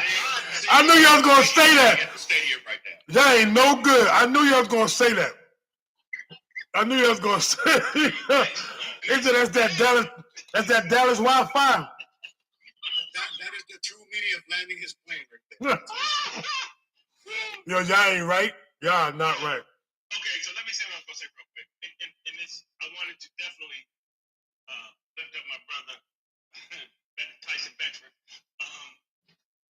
Is this, man? The simple part of it is this, bro. Probably one of the most uncomfortable moments of vulnerability is when we as men don't want to share that we need help, and we have that. You have them brothers who if you made the phone call, they like, okay, I got you, right? And then, but when you wait to that last minute when there is really very, very little wiggle room, they're like, bro, why didn't you call me? Now both of y'all sit there with tears in your eyes, like, bro, all you have to do is call me. And you're like, yeah, I know. And here's the thing, they know all kinds of stuff about you, but we just, in pride and as well as shame, we won't make the call. We have to. I want us to stop waiting to the last minute to say, "Hey, man, I need some help." How about we? Why do we have to wait till the flood is at our neck when the flood can be down by our ankles? We say, "Hey, man, I need some help in this area." Why do we have to wait till the water's up here and you can't tread water? None of that. I think that's where it's really going. We go, man. You know what? I should have told you what bothered me a minute ago. But here's the thing: we actually sometimes judge the person that didn't judge us. Yeah, if I tell them this, they're gonna think that. You don't even know what that person's gonna think, but we have to learn, and we need to continue to learn and help those who are with us learn. Hey, look, it ain't that serious no more, bro. We here. We ain't going nowhere. Ain't nothing to do. That's why we say, we jokingly say, but it's serious. I love you. It ain't nothing you can do about it. There's nothing you can do about me loving you. Nothing. You ain't even got to accept it. That doesn't mean I can't still love you. So that's why I say we got to really be intentional about not waiting until things get real bad or real funky before we address them, because it ain't like we don't see it or we don't feel it. We just ignore it, and that's not good. And we should let the young king. Yeah, come on back with that Dallas Wi-Fi. Yeah, he made a call to Jerry. He made a call to Jerry real quick. They turned. You know what I'm saying? I had to call the owner, like, hey, wait a minute. I'm not in rebuilding season right now, okay? I was trying to drop some knowledge. No, I'm just playing. But listen. No, seriously though. Like I was pretty much trying to make the point of this, man. We need to acknowledge our true strength and where that knowledge truly comes from. Until we truly do, we're going to continue to go in this repetitive circle of trying to figure out, I need to learn from this man. I need to learn from this man. I need to do this. I need to gather this. There is so many things that you can gather from the truth. Once you gather that from the truth, then you identify it in yourself, and then you act accordingly. And everybody around you is going to see you for exactly who you are as a man. And they're going to want your leadership. They're going to want your knowledge, and they're going to want your understanding. Why? Because of the pattern that you have set. You have showed that this is who you are as a man of God. This is how I operate. This is how I think. This is how I move. So when you move in the direction of the way that God created you to do as a man, then that woman that you have to pray for, not just go out and go look for. I mean, actually pray for. Ask God, look, listen, I'm the type of man, I'm a stubborn man. I'm a prideful man. So I need a woman that's going to be able to really break me down in these areas and make me want to be better in these areas that I am weak. But if you are not asking God to give you a woman that can help you in the areas that you are weak, then you're going to keep going around in a repetitive circle where you never find your better half. And you just keep in this little bubble and you're like, oh, one day I'm going to find the right one. No, you're not. You're not. Because you haven't identified in yourself, I need to work on me, fix me, get the truth, get the knowledge, and then act accordingly. Stop putting seasoning salt on things that are black and white, and you won't be up in your mix like it's 96.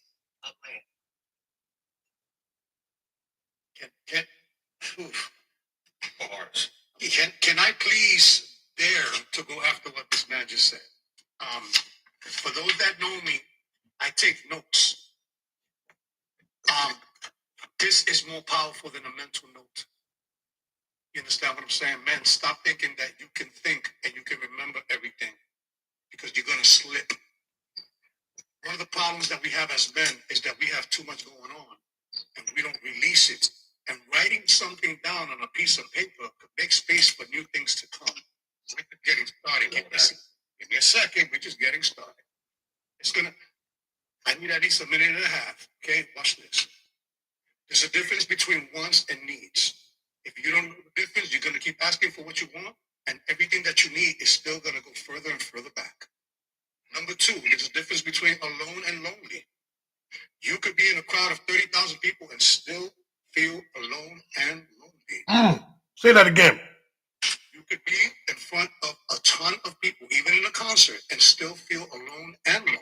Come on. Two different things. I'm not going to tell you the difference. Look it up. No, that's You gotta heavy. put some work into this. I'll guide you, but you got to do the rest of it. That's called help. The third thing, there's a difference between helping and enabling. We talk about it, but we don't go deep into the subject. Why did I say those three things? Because these are the words of these gentlemen right here. I'm not telling you anything new. I'm just writing what you guys said and just putting a different spin on it, right? Some men will play the victim as a way of expression because asking for help is taboo or too hard. So what they'll do is they'll play the victim to get your attention, because to them, that's easier than to just say the words, I need help. 3 words. I need help. How many letters is that? It's 9 letters. 9 letters, and it's easier to play the victim. It's easier to get someone attention in the most unproductive way. Okay. This is what it should sound like. You need help? When men say I'm good, you say, okay, that's great. But we can be great together. You see what I'm saying? I'm glad you're good, but we need to be great. You understand where that goes? So when a man says I'm good, you need to double back on that. Because we all say we're good when we're not, because we're not ready to receive this help. And be careful with that unsolicited help. You know what I'm saying? The right timing needs to be, thrown in there. All right. So they should feel organic with the help.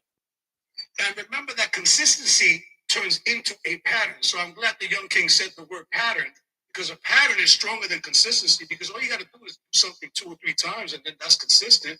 But a pattern is harder to remove. A pattern, you're sitting in it, you're living in it, you're feeling it. So here's what I would want to suggest to you, Velvet and Mr. Ford. Maybe in the next segment, you can talk about why men don't help.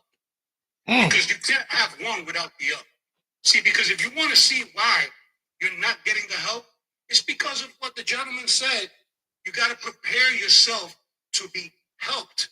But if you're constantly asking for your wants and your needs are not being met, we as the helper have to be responsible in knowing, are we helping you or are we making it worse? Come on, brother.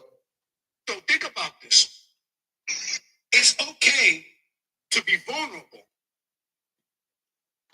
at the right situation to the right people. Because some people have the habit of saying, I told you so. Nobody wants to hear that.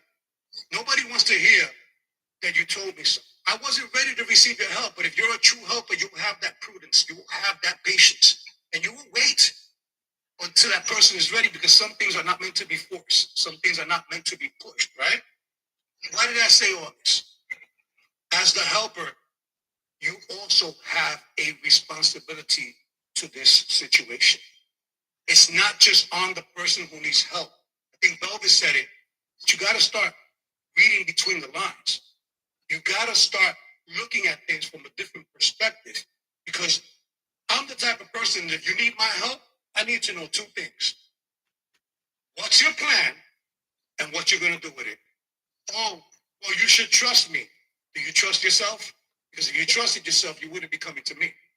Mm. So let's be a little bit more responsible on both ends, because a relationship of any kind, it doesn't matter. Bros, sis, aunts, cousins, your kids, your parents. The big thing why we fail in relationships is because of the word inside relationships. We are not relating. I laugh. Come on, Wisdom. I ain't come behind I that. got one quick one. A man's I'm good is a woman's I'm fine. Is this what we doing? This? And that's facts. Come on, Wisdom. That's a rough one. I ain't coming behind that. I'm gonna sit over here and take notes. Hey, You see me? I told you what I'm doing today. So I just wanted to stay with what Cormega said, man. I like to stay in the flow and in the vibe. Is that I think we can pay more attention to wanting our needs and needing what we want. So they should be synonymous with the same things, because when we're looking for, we say, okay, we want our partners to be strong. Their strength has to balance our weakness, and not admitting that you have those weaknesses, not seeking them out, put you back in the same category. You bump heads. You're both great at making money. Neither one of you can invest a thing. Mm. So you have to realize what you're not good at is what you're supposed to be seeking. That's the nature of balance. Seeking the same thing as you put you back in the same space. Conflict. So in that space, you have to want what you need and need what you want. They have to be synonymous. So I wanted to say that first. And man, he said so many great things. There's a lot to balance in relationships. you know what I'm saying? And in the nature of them, I was just like, man, I was all over the place. You know what I'm saying? I'm trying to write it down as I lay down, or maybe it was cooking. So I'm just gonna land with that until I can come back to the rest of my thoughts. But man, just remember that: want what you need and need what you want. They have to be the same thing. Seek the weaknesses. Have the conversations of dating. And what are you weak at? Might be I'm strong. Here's what I'm weak at. Maybe you're strong. Don't let that be vulnerable as a negative. That's where we have to take back our power. The vulnerability is a power. What you can take in is what you are master of. So if you can take in something that's not good and turn it into something that's good, it's the saying of one man's trash is another man's treasure. So if you can take in what's thrown out and turn that into great value, that makes you the master of.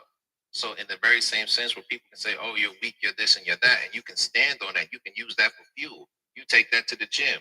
You take that to the library. Now you have a greatness about you that you can transmute the energy and make it valuable to you. So don't let vulnerability be a poisonous word.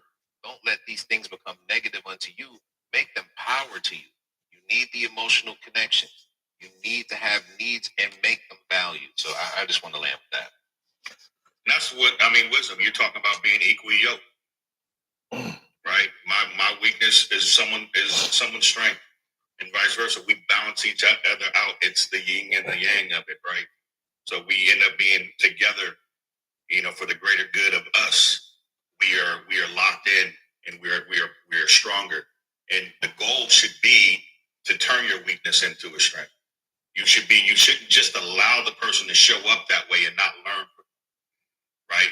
Because you never know what's going to happen. There may be coming a time where that you're going to have to rely on that strength, just from a standpoint where the person may not be around or able to help you in the ways that they had normally had. So when you get that person that's with you, and they have a strength that's your weakness, don't just allow them to show up that way. Ask questions, learn, understand what it is, because we should all be trying to be, listen, until we are no longer here, we should be trying to get better and better each day. Don't ever get comfortable right where you're at, whether it's in your career and especially in your relationships and marriages. Don't ever allow yourself to get comfortable. It is always going to be something that can be worked on. And make sure that you guys are just investing in each other and doing that, because at the end of the day, that's what keeps us alive. It's the growth. It's the possibility of something being better at something, right? And the connection within the individuals that we choose to align ourselves with, whether it be a relationship or a friendship or a brotherhood or whatever. And so those are huge for us. I land right there. Welcome in, T.O. Brother T.O. in the business. First of all, we can't hear you, brother. You on mute. You on mute. Brothers, fellas, what's going on? You know, my apologies. School to school. So Nah, too much you ain't got to apologize about doing what you got to do. It's success. Man. Listen, He got that WBLS voice, bro. yeah. Wait. Don't do that. Don't do that. So, oh, man, why you always do that, man? But it's all good. It's all good. Tia, how you doing? How you feeling this morning, brother? Hey, man, mental's good. A little tired from school, but I'm good. Everything is blessed. You know, come in, you connect with everybody, get that mental together. Don't let nothing get in your way. It's all good. All right. So my question this morning, I know you know, Okay. when a man asks for help, do he see it as a sign of courage or weakness? Man, I see it as a sign of courage because, you know, it's hard for us to ask for help, period. No matter what we're going through, it is hard. I don't care if we've got $4.95, we need 5 cents to make it $5. It's hard for us to ask for help. Some women look at it as a weakness because, you know, when you didn't ask me, you didn't depend on me. Well, the first time that I asked you, depending on who the woman is, and you beat me down because I ain't got it, you're going to throw it up in my face again later. But you ain't always had it here. You did this, and you're going to use that and weaponize it against me. So we're careful on what we say. You know, so yeah, it takes a lot of courage for a man to ask for some help. Big time. I don't want nobody weaponizing anything because I ask for help, because it may not be a lot of times I need the help. But the one time I do, just come on, help me out. Let's do what we do and be done. But we're careful to ask because, again, we don't want nobody to think that we're soft. I'm going to reset the room real quick. Just for number one, Ahmad is working hard overtime. Yes. She's getting her Serena Williams on with this tennis match of women trying to join and her volleying them back. This isn't all men. With all due respect, this is an all males panel. We definitely encourage women to stay in here and listen to us speak. It's a great opportunity for you to hear great minds talking through things and really getting a better understanding of how we operate and how we think as men. So as much as we appreciate you wanting to come up and talk, this isn't the space for you. And so we gratefully and respectfully ask you to not necessarily ask to come up. Will not be allowed up.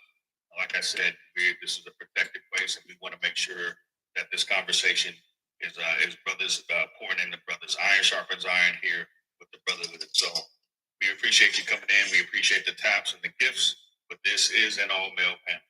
Thank you. Brother Lion. Woo, boy, you coming in with that mane. Go ahead, man. That brother coming with that mane. That's what we talk about, baby. Good morning.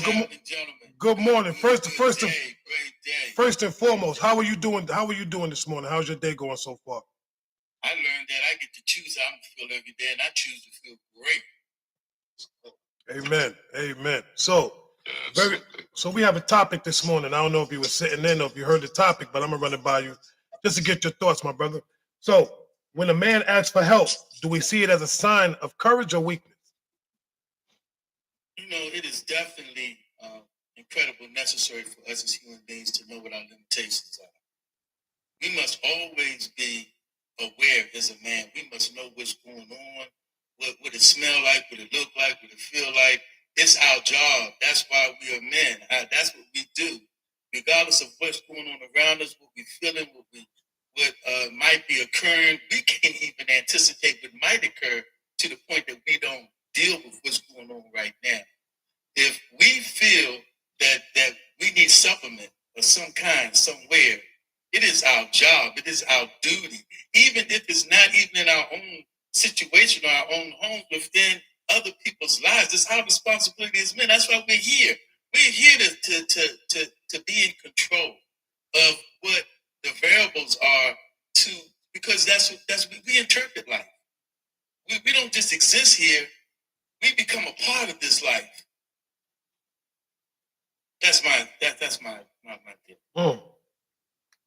But I'm gonna ask you: is it? Because I didn't hear an answer to the question. It's courageous. Thank you. But the reason why I didn't didn't say, because the point is, regardless of the title, it's our duty, man. I agree. No, I was speaking on it a little bit earlier. I think it is our responsibility. 100%. We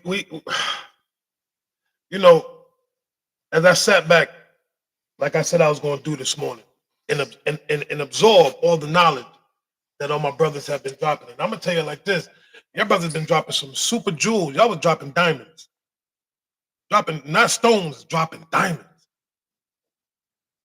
But when it comes to us as men, for the simple fact is, a lot of us truly have to get out of our own way. And that's why I keep going back to the same thing. Sometimes we just have to sit still, because I can't move every mountain. I can't leap every single doggone bound. I can't swim every doggone ocean. Somewhere along the line, I'm going to need help. That is one thing that we must always understand, and we need to take that in and take it in. Like, listen, I'm a man, I need help. Yes, I know. I know.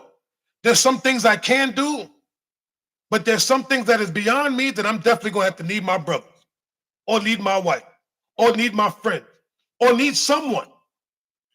But if we call ourselves brothers, for men to call themselves brothers, there should be no time and place where you see a brother going through something, you should automatically be giving that man encouragement. Yo, I see that you're going through it. Nah, bro. Nah, bro. How many times has Unc stopped me on live without even saying I need help? Because he's seen it happening before it happens. When you are in alignment with with your brothers and with the person that you're with, you see things happening before it happens, and you have the capability to step in and stop it right then and there, or assist them, or sometimes even have to reset them.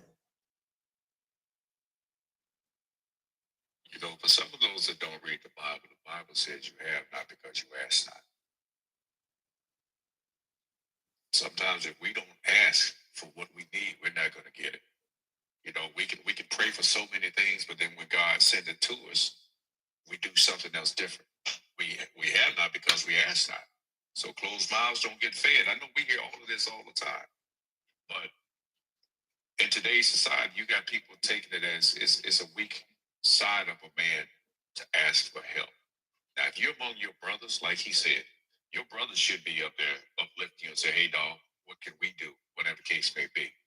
Those friends who are not around or don't answer the phone when you're going through, they would never be friends in the first place. That was your associates. And the women that are around you, the first time you cry out that you really need help, and she show you signs that she feel like you're less of a man, that ain't the woman for you. That is not your partner. That is not your peeps. That ain't nobody that's going to keep you covered through prayer. Because the power of a praying woman, the power of a praying man is a true statement. So we have to teach our young men that it's okay to ask for help. We have to teach our young men that if you got stuff going on mental, it's okay to ask for help. It's okay to be not okay, but you need to fix what's going on. You need to make sure you check in and find somebody to help you to understand a lot of it. Because all of us sitting up here, we didn't have a book of instructors on how to be a man. This was a trial by error for every last one of us that are up here. Whether we had men in our life or not, nobody gave an instructional book on how to be a man.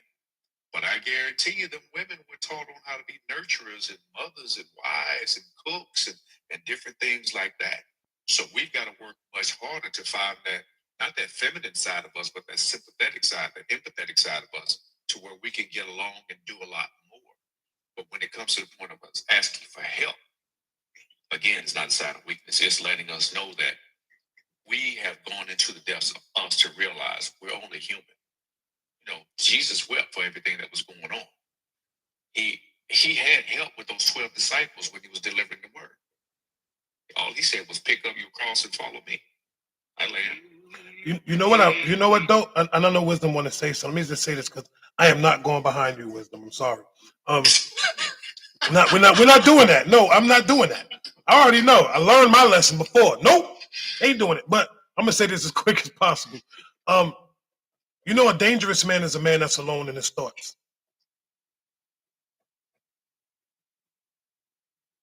I'm gonna land there. Come on, wisdom. That's all I had to say. A dangerous man is a man that's alone in his thoughts. It was what the brother Wood said, you know, when we're asking, right, for something and we're not asking to be prepared for that thing. So let's say you ask for that new car, right? And now you're worried about thieves, but you asked for that new car. Now you got a new worry. You asked for that new car and your boss don't want to give you a raise because you think you got extra money. You don't need this money, right? But you asked for that new car, right? Now your family want to borrow money because you got that new car. So you asked for something without being prepared to receive what you asked for. So even in that help, what type of person are you in that? That's a self-check. Now I'm finna get mad at you. I don't want to give you back the funky $40. Now we got an issue. You know what I mean? So I'm just saying that, you know, thinking about that when it comes to that connection is the connection is real when it says prepare yourself first. If you ask for rain, prepare for the mud. Don't be foolish. You know, you want that thing, but then there's other things that come with that thing. So when even in help, you know what I'm saying? So we say it's weaponized against you. People talk about you. You gotta steel yourself to those things because that's the thing you very much need. Need what you want what you need. I need Brother Ford to come through and help me, no matter if he talks about me on the side, no matter what happens or whatever he, you know, tries to steal me up for, I still have to get past that to get to what I need. So when we're asking for that, it shies us away from that because we're worried about all the other things that come with that help. The judgment of sorts, the weaponization of sorts, whether it comes from my woman, whether it comes from my sister or my brother.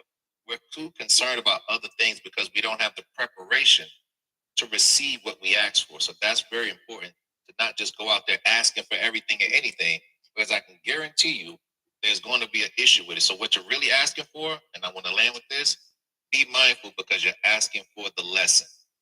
You won't get the blessing until you know the season and the reason. I land. Micah, you had your hand up? That's why I didn't want to go behind you. I'm always ready. I'm talking about I'm gonna drop this metaphor on y'all real quick. I used to say this to the younger homies, and I said stop trying to ask God for a Lamborghini when you have a Ford mindset, fix or repair daily. Hey, hold on. Because see, I'm feeling attacked. Listen, but I'm saying, I'm just saying. Yeah, he could have just said a Hyundai or something. He said a Ford. You could have said a Hyundai. But it's the metaphor of it all, man. But you know, we ask God for so much, right? We want Him to provide and do all these things and provide us with all of this stuff. But we have a forward mindset. We are always needing a fixing, always needing a repairing. So if we know that we are still in a forward mindset, then you need to get out of that forward mindset. You need to fix on those things. You need to work on those things as an individual so that way you can have that Lamborghini mindset. That means you have arrived to spiritual maturity where things that once were broken are now were fixed within you. So now you can provide that Lamborghini beauty, that wisdom, that knowledge. And people just soaking it up because they like, yo, it don't seem like he seemed like he's been through some stuff already, but he's been fixed. So now I can trust him. Now I can go to this person and say, yo, he gonna be consistent. His actions line up with his words. Oh, I can function with this dude. Oh, I could take from this dude. But if you're inconsistent, that means that you still are a forward. You are still being fixed, and you still need to be directed, and you still need to be corrected in order for you to grow in your maturity. I want to say this real quick. I'm gonna say this real quick, and I'm gonna go to Unc real quick. I'm sorry. You know, I'm coming short. I'm just coming with short ones today. And y'all can go after this. A man is only going to be consistent in some things that he's familiar with, but he is still have so many inconsistencies in his life. I'm gonna land there. Angelo dancing in the street for a minute. I'm gonna ride off the mic for a second. No pun intended. But quit buying these Mercedes and you live in the trailer park. Let me say it again. Quit buying these Mercedes and you live in the trailer park. So now you're paying for something that's much, much more than your own living in itself to put you in a better place. You're living beyond your means. You know, so when you ask me for help, and I see that you got an $80,000 vehicle, but your rent is like $400, we got a problem. You're living past your means. We're doing something completely different. We're living for society. We're living for the look, the luxury. We're not living for our means. So when a man really starts asking for help, you need to see that he needs help. If you know you can't make a $1,200 payment on the car, you need to go ahead and get rid of it and get you a bucket or two. You know, some with duct tape and Bondo and all that stuff on it, to where you can take care of the house and the kids and all these bills that you need help with. Because some of us know we need help, and some of us know we don't. We just want to get that extra, so we don't have to lose what we already got. Come on, I laugh. I'm here to for the fellowship because I grew up in a place and in a way as a black sheep for my family being burdened by people around me who never believed in me, never encouraged me, never gave me any help to do anything. I mean, from 3, 4 years old, I was out making money and doing things and out in the street. I am now 67 years old, and I know I got to cohabitate, but you have to understand that I had to have my own resources. Nobody gave me it. I had to encourage myself. I had to put myself in position to where now what I've been doing the last 30 years is unlearning the bad learned behavior that I developed in the survival mode, trying to get from point A to B and trying to survive. Now, I'm going online. This is the first room that I've seen where people listen to each other. People don't overtalk each other. The respect that's in this room gives me an emotional, spiritual high. It gives me It gives me because this is the mindset that creates learning and growing and healing. And I'm not amazed because I knew you were here somewhere. I only been looking for you for like 18 months. You know, I mean, I normally get kicked out of room because the authentic ideology or attitude that I have. I'll give you an example. I gave my kids a business and I taught them how to work in the business, and they none of them wanted. I personally wanted them not to go through what I went through and not depend on anybody else, and more so to be able to control their taxes. I had a whole thing for them for the next 30 years. I had them retiring by the age of 24. I was on mindset to retire at the age of 28. And since I didn't do what I wanted them to do it, and everything that I built, they didn't want it. I mean, they physically told me, I don't want the truck, I don't want the supplies. I said, so look, I'm leaving. So take this stuff and pay your mother's mortgage for the next 5 years. We don't want nothing from you. These young men, unfortunately, still don't have nothing. But I'm saying this to say that I never needed help because I didn't have it as an option. And when I asked people to help me and they didn't, I found that I had a way of getting it done anyway. So me listening to you is giving me an opportunity to at 67 because I'm still growing.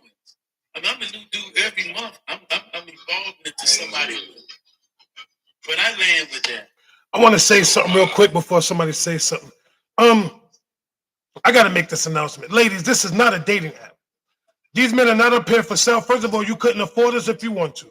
So now, please, I'm keeping it real. Like it's you're embarrassing yourself wherever country you're from, wherever you're from, to come up here and keep talking about you looking for a man. Because I'm gonna tell you right now, if you are looking for a man, none of us want you. For the simple fact that you are looking, we're not searching for you. So please be respectful. Respect yourself. Like you come up here, oh, you guys look this, you look like that. Oh my God, you get the knowledge instead of trying to feed your box. Well, I'm trying to figure out something. I need to call my father and figure out who this fella is next to me because I'd be damn. I didn't look like I'm looking in the mirror for me.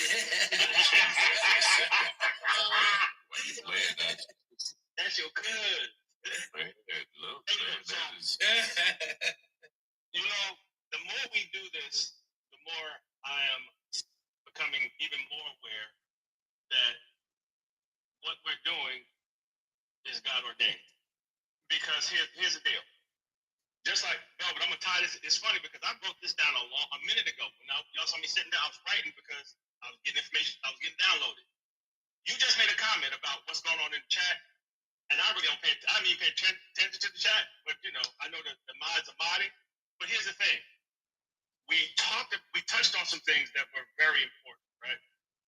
Needs and wants. And what's important about needs and wants is this. You know, people say, well, you know, I need this, I want that. Usually we talk about wants versus our needs. So one of the reasons why I'm able to be this version of me is because I found my need. You follow what I'm saying? I live with my need. And here's the cool thing. And this is to the folks, some of the folks, it might apply to y'all in the chat. If you want to be someone else's need, or better yet, as the Bible calls it, a helpmeet. And if you have to understand what a helpmeet is, and that's what I said, it's important when we talk, know what you're saying and what meaning is behind those words. A helpmeet is an equal partner that comes along and helps us where we're needed and helps us where we need to be helped.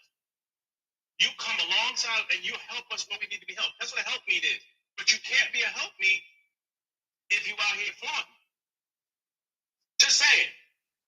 There's a reason why, to this day, as much as we talk about how men could be out here in these TikTok streets, we don't bring the TikTok street chick to the house to meet mama. I'm just telling you where it is. What do? We bring the sister that's willing to do the behind the scenes stuff. That's the ones we're attracted to. The ones that bring something to the table here. I don't, you know, as a man, we know a lot of times we have ideas. We want somebody to help us fulfill those ideas. And here's what a helpmeet does. A helpmeet comes along with you and brings what's needed to the table. Just saying. That's why the reason why they say a lot of times they say the mothers are the glue of the household. We might be the foundation, but the mothers tend to be the glue. I'm saying that to say, let's look at this, folks. Not just the men, because men, we know we talk to each other, but let's look at this whole thing.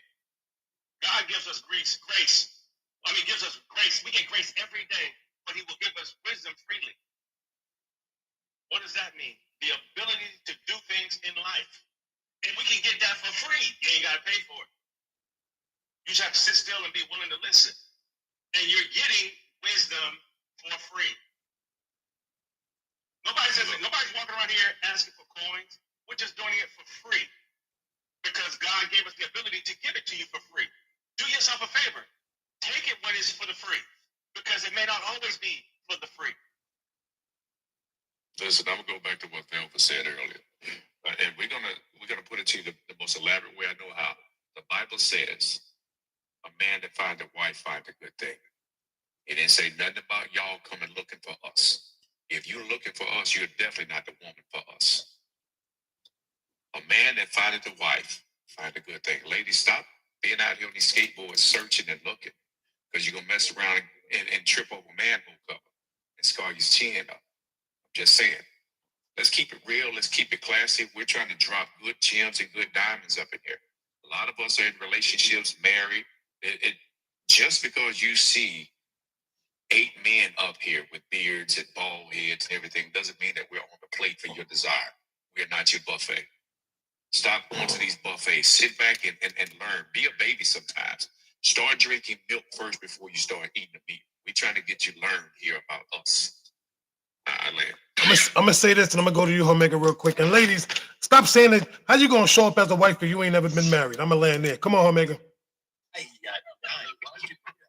Why would you put me in that position? That's your boy. That's your man. That's your man. That's your man's. I am with all the smoke. Me and this man have had some very long conversations since the 80s, for those that are not paying attention. Okay?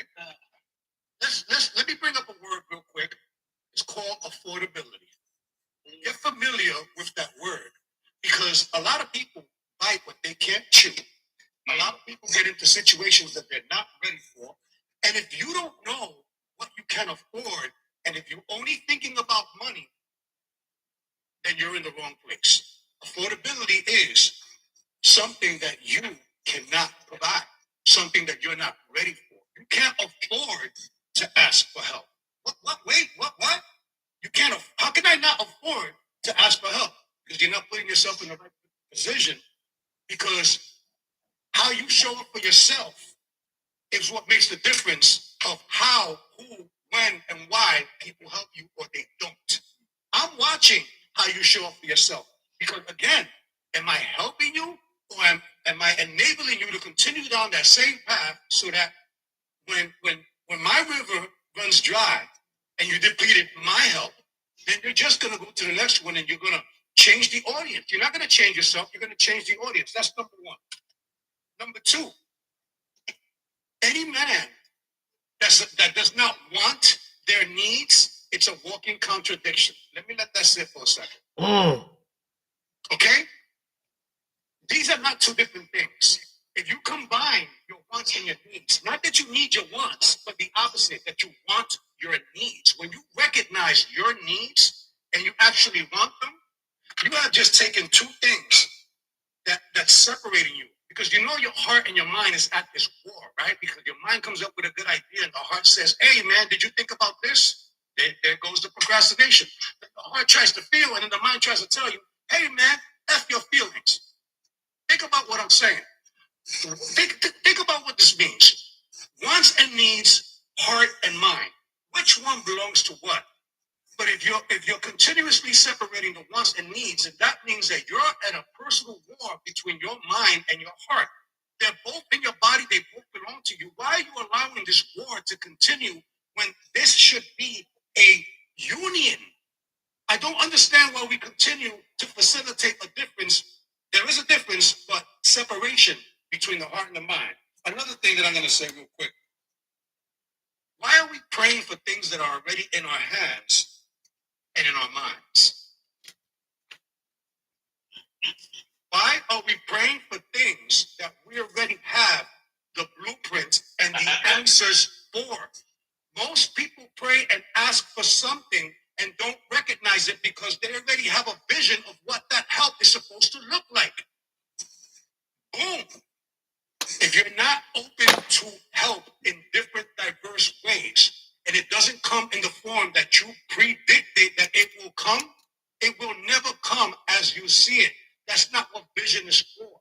You have to learn acceptance. You have to be able to recognize things in different shapes and forms. And the last thing I want to say is we have people from Kenya, South Africa, Uganda, Cali, New York, Ghana, Rwanda, Brazil, Copacabana, and Nigeria. Let's go. I land. Uh-oh. He wrote them all down. That's not y'all just stop playing with Omega. But that's how you. But in the words of that's how you cook. So, my bad. From now on, that's how you cook. So let me say this. We at the top of the hour. I do want to say this before we slide. We will be back Friday morning, 9 o'clock Eastern Standard Time. For all those that are here, thank you for tapping the screen. We got 218. I just wanted to get to 1. We got to 2. Yeah, we'll be back Friday morning, 9 o'clock Eastern Standard Time. We're gonna do this again with another hot topic. First and foremost, let's salute Big Unc. Again, coming up with another fire topic. Appreciate you, Unc. Told you. Listen, some of us just got gifts, and I told him, I said, Unc, from now on, you coming with the topics. That's what you do.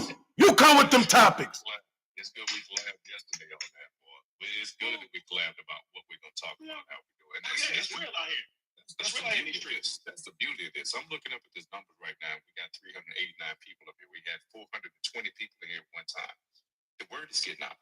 The good thing about it is they're coming in. Yeah, you still got some coming in a little thirsty, but they're gonna learn. We're gonna teach them. We're gonna teach them. This ain't the water you want to drink. So be careful what you ask for. But Omega, let the words of my mouth and the meditation of my heart be acceptable in our sight. The doors of the church are open. If you don't have a church that you need, a church home that you want to be part of, we would like you to come and be part of the church right here with us. We hold services on Sunday. And we hold services on Sunday. We're looking for parking detail as well. So we got best available for everybody. Omega, you put it out there today, man. You got something you want to share, Wisdom? I see your hand up. Yeah, bro. Yeah. I again, stay in the flow talk about. First things first. My friends who have been gifting me, y'all honor me. I'm trying not to cry. Thank you. I've never, in the 2.5 years I've been on TikTok, got this many gifts. They are my friends from other panels. I Okay, appreciate y'all. amazing. Well, Everybody thank y'all else. for joining. Yeah, Whoever they I are, thank appreciate y'all. Everybody on the chat. I'm honestly trying not to cry about it. You better cry. Let it go. We here. I don't get honored. I really don't. And it's unexpected. So they came in here and did that. And I'm just going to try to stay on topic. First of all, what Amiga was saying about alignment, let your heart, your mouth, and your mind be aligned for the things that you're doing in your life. In the same way, let your mind, mouth, and heart be aligned in the same passion so that you can understand what you want. Because it was said that you don't know what you don't know. However, trying to get better at something will reveal that to you.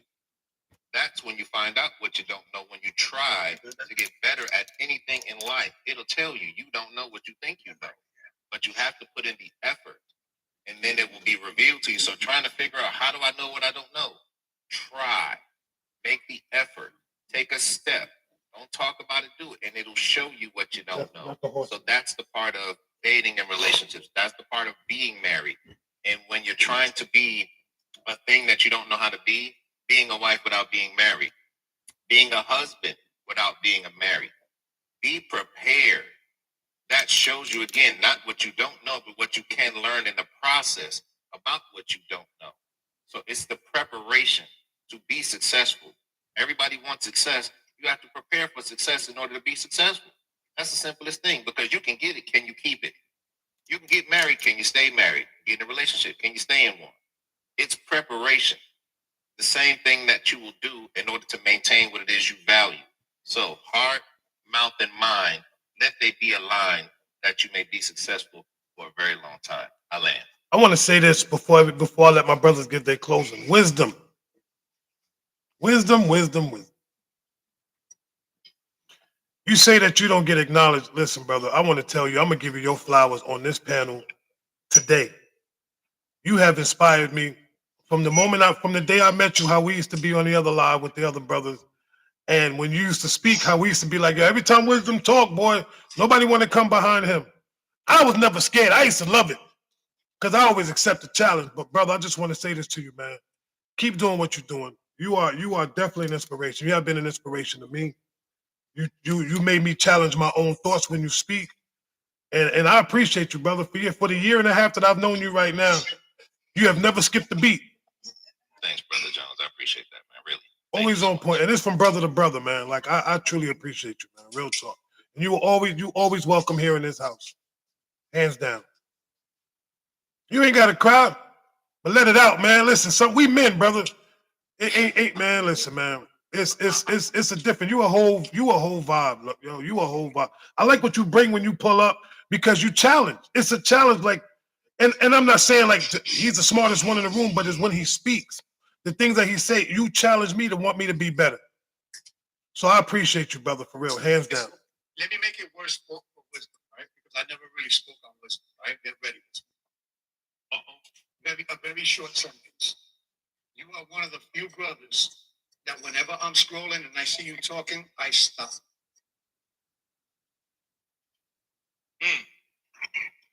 I told you it was going to make it worse. Because you know why? Because I know where you're coming from, and I could feel your pain. Every one of these men in this panel have felt some type of excruciating pain to have to climb over that wall to be here to learn how to express themselves and sit comfortable, because we're not always comfortable. Some things are said here that moves us, and we try our best to stay still like statues. But inside we're going crazy. Every time I'm watching everybody, how I can see the cogs and the sprockets moving inside their heads. They're like, I want to speak, but I don't want to go after him. But understand this, and this is for everybody. Stop relying on others for your peace. Your lack of peace could come from the contradiction of you not matching your words with action.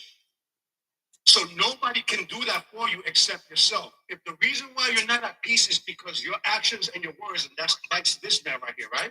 If your actions and your words are not mapping and they're not matching, Don't take that out on somebody else because they can't help you with that. You need to recognize that your peace could be infiltrated by the things that you're not doing. That's where anxiety comes from. Why not? Thank you, amigo. I appreciate that, brother. Thank you, man. I really appreciate y'all. Thank y'all so much, man. I appreciate y'all. You already know you're part of this family, Wisdom. You ain't never got worried. You're part of this brotherhood. Like real talk. If you don't want to get put, we dragging you in. We putting you in the back, kidnapping you in this joint. You ain't never got worried about that, man. Like real talk. Listen, I got super glue in my palms and then stuck to your head. We dragging you in home. I just saw the vision on that. That was Hey, you almost got me crying. Shoot. Can't stand y'all, man. This is too much. You're doing too much. It's some thug allergy. Yeah, that's all. I got thug allergy. Oh, look who it is. The master of confusion. Mr. I'm going to change the topic, a.k.a. the 20 twin.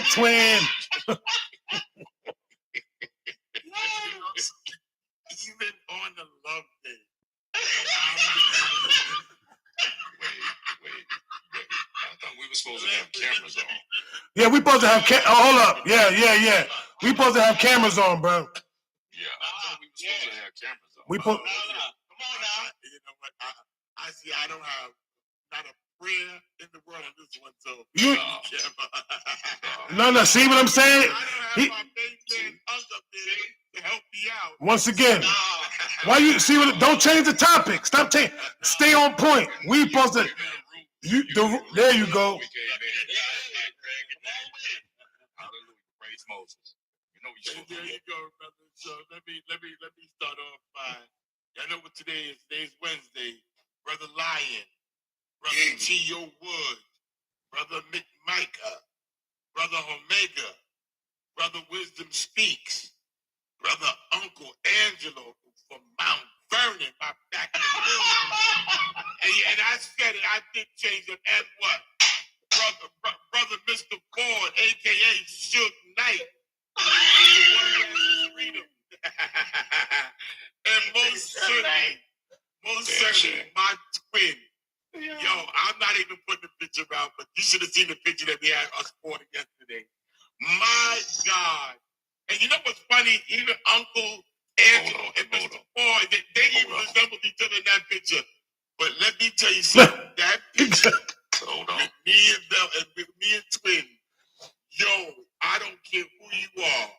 You would say, yo, those two are brothers, baby. That's the life. I know what today is. Today is Wednesday. So I have to mention everybody by name because this is what we do with respect there. Brothers, y'all know I love y'all. Today is Wednesday. Tell them you love them. And your brother, Pete Ford, loves every last one of y'all. We all are great. We all make each other great. And we're going to continue to be great and become greater. How's everybody doing today? Amen. We good. How you doing? We over there crying. I'm doing You already know what time I'm on. Man, let me tell you something. It's rough down there in that city there in Manhattan. And Manhattan is rough, baby. You know, because they try to do all of the ice and the snow. And people can't drive. And I'm in there ready to come out and road rage. And I'm supposed to be the professional. But all I can be is who I am. So I got to try to keep it cool. Because I just said we all great. But baby, when you behind that wheel, baby, I ain't gonna hold you. I be ready to knock some dudes out, baby. Straight up and down. Yo, jump up that bus and knock somebody out for doing stupid things. But nonetheless, I'm good. I made up here to be a part of the conversation. I know I'm not gonna be able to get much of it in, but better late than never. Well, you better get what you can in, because we was about to do closing. So yeah, I know. Because I'm not gonna mention no names. Sister Rainbow, I was told that I was fired. I was told that I was fired. So who told you that? I had to reapply for my job. Your job for what? Where you get fired from? But no, I guess I don't know. You'll have to ask the person behind the scenes. But I don't want to mention no names. It rhymes with oh, okay. I ain't gonna say no more. I just was told in the chat that I'm rehired. Okay. That was from somebody that don't have no hiring ability. That part. Right, you on a probationary period. That was somebody. Yeah, man. You ain't listen. You on a You probationary gonna have to period. take sir. off that yellow helmet, okay? From the back of the bus. Listen to everybody. You show up to work and get you won't even have access. The door code is hard. Listen, Exactly. Your let's try to badge is get not in. working at Let's the try to gate. get in here. Let me in, dog. No, dog. Did I not tell you? We gonna call you D4, mass confusion. We would just boom, boom, boom, and now here he comes. I told you. That's why you gotta love him, yo. You gotta love him. All right, so let's do this real quick because you know it's time to slide. I got things to do. My day got to start, and I got to go clean off a car. So with that being said, my brothers, I appreciate each and every one of you that came in this morning. Thank y'all for camming up. Thank y'all for at least doing that for me. I truly appreciate that. And the only reason why I asked you guys that came up this morning because it shows how we engage and it shows our true emotions when we speak. And I think that's what's the most important thing that people need to see. They need to see us to show them like, listen, the horsemen, how we stand, what we stand for, and we mean business when we talk. You keep Nedgy, I can't put the QR code up if I ain't got the QR code. Anyway, another thing is this. For the people that were here, first and foremost, for all you people in the comments, you are the most important ones to me. I love my brothers, but the fact that you guys here that came into this live this morning, thank y'all. Y'all were the heartbeat of the live. We got to 241K. All I wanted to get to was 100. We got to 240. Thank y'all very much. I truly appreciate y'all because without y'all, this live is not possible because everything flows through you guys. And we thank y'all for the comments, even though some of them was a little bit of, like you said, a little bit spicy. And some of y'all here looking for a man that you ain't gonna never get. But the ones that got the message, thank y'all for receiving the message. Going forward, we'll be back again Friday morning. Same time, same bat channel, maybe a different panel of men, but we're gonna do the same thing over again. Have these amazing conversations with my brothers. One other thing, for all those that are out there, we have a bearded brother calendar. We got 357 people here. We got a bearded brother calendar. Go out there and make your purchase. If you go check any one of these brothers' bio, Mr. Ford, Uncle Angelo, Micah, D. Ford, T.O. Woods, and myself. If you go and check our pages, look at the bio. It's right there. We got it lit, and we also be posting it in our comments as well. So go out there and get yourself a calendar. You want to come in here and get some of this work? Go get you a calendar. That way you can look at us all day, a day. But you only get one. But you get once of us. You only get one of us once a month. Don't make it sound so seductive now, because you know they be trying to drop them little handsome chick DMs in your box lately. So be easy, be easy. It's just a calendar. It's just a calendar. It's just a calendar, but But I gotta say, July though,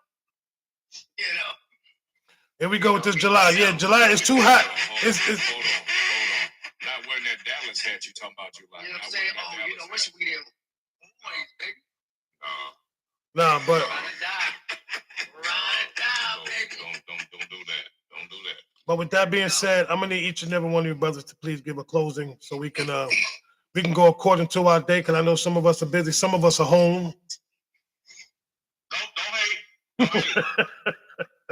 You know I'm hating right now. Some of us ain't got to work. Had a 17-day vacation, feeling fresh and revived. Exactly. Retired. So Some of them are retired, yeah. and some of us are just downright tired. This is number 2. And so somebody on some of that Cafe Du Monde. Yes. Oui. And then some of us walk around with Dallas hats, but we ain't mad at he young. You know, the young buck. It's all right. He gonna learn. Tell them boys to stop wearing pom-poms when they go out in the field with them skirts on. No, you ain't gonna worry about me ever changing this team. I'm gonna be 70 still with them boys. Well, you know what? I'm gonna tell you like this. We're gonna have to you're the only one that can't cam up when you wear a Dallas hat. I'm just saying. You know what? I'm gonna do? I'm gonna wear the whole bit now. You must be doing that on Sunday. Really slide. You must be doing that Sunday morning. Service? Yeah, you must. You gonna see them boys now. Michael, Halloween is in October. Leave the costumes alone. Halloween is in October. This ain't a costume right here. This is my team. Here's the problem. We giving too much energy to Dallas right now. We need to get to the round table because I got work to do anyway. That part. Y'all brought it up. So D4, set it off, man. Give us this closing, brother. Y'all know what it is, everybody. Like I said, better late than never. As my brother, Mr. Ford up top, told me yesterday, please, we'd rather you be here than not. Just take your time, be safe out there, and alive is going to be live. You know what I'm saying? Remember, today is Wednesday. Today is that self-proclaimed love day, just to keep everybody in mind. Listen, tell somebody you love them today. Reach out to somebody you haven't spoken to in a minute. You know, just reinvigorate that word love and get the juices flowing again. Very important. Once again, today is Wednesday. Tell them you love them on Wednesday, and your brother, Daddy Forward, loves you. I land. Twin, there's something I want to say real quick to that closing. You know, when he says speak to somebody you haven't spoken to in a while, maybe you don't want to talk to them behind because they ain't no good to talk to, but I'm going to leave that there. I told you I'm on one this morning. Ryan. You can't follow me, but not everybody that you ever spoken to in a while you feel that way. But that was shocking. Just tell them you love them. You see my face, right? Damn. Couple of brothers I ain't calling because I ain't want to call them. I ain't calling them no more. But anyway, Lion, come on, brother. Tell us. You didn't do your tag. God gives a man a vision. And when he gives you that vision, no one else sees it. People who support that vision, like a wife or a friend or a family member, needs to understand and support that man because he knows what the hell he's doing. Amen. You know what? I'm glad I ain't got to follow that. Me neither. And you really want me to follow that? Well, let me do this, brother Lion. Thank you for joining us this morning, man. We truly appreciate you. You're more than welcome to come back anytime, man. You ain't gonna get kicked off this panel. Yeah, I ain't said nothing about getting kicked off panels, but I should have been kicked off all the panels. Well, over here, we brothers of we have integrity. What you say? Where'd you get that from? I got it from God. You need to go visit that man. Okay. Ooh. Okay. I ain't mad at him. Well, as I do, I got to pack you up, my brother. But we thank you again, man. And please come back Friday. We'll be here. I appreciate it. All right, ladies, pack them up. Let me stop.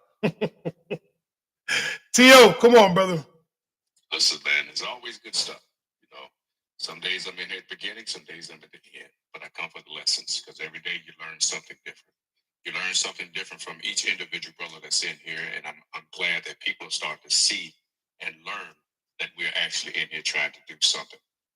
Yeah, we still got a few that comes in, and you know they got a little drool hanging out their mouth. But as long as you're learning something from what we're trying to do, understand that.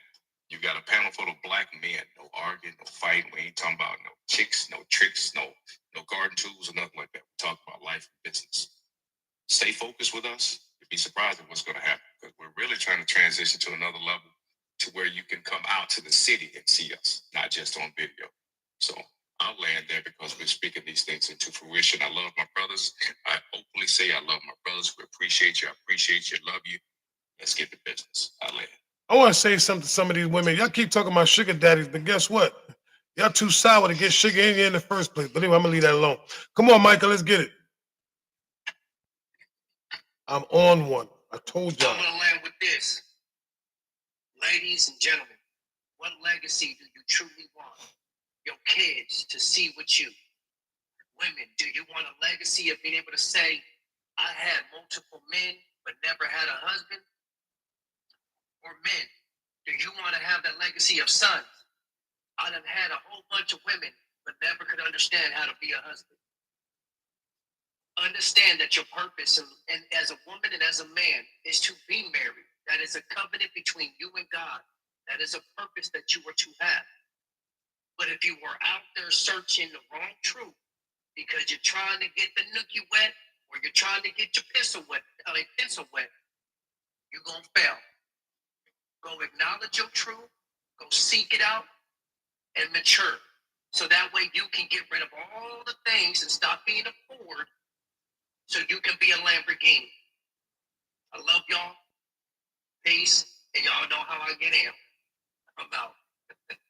Appreciate you, Mike and Knight. One more time. Stay forward one more time. It's gonna be some furniture moving. Gonna be consequences and repercussions. Consequences and repercussions. Listen, and I got D-Ford in here too. Yeah, we got you. Listen, You got it. You got it.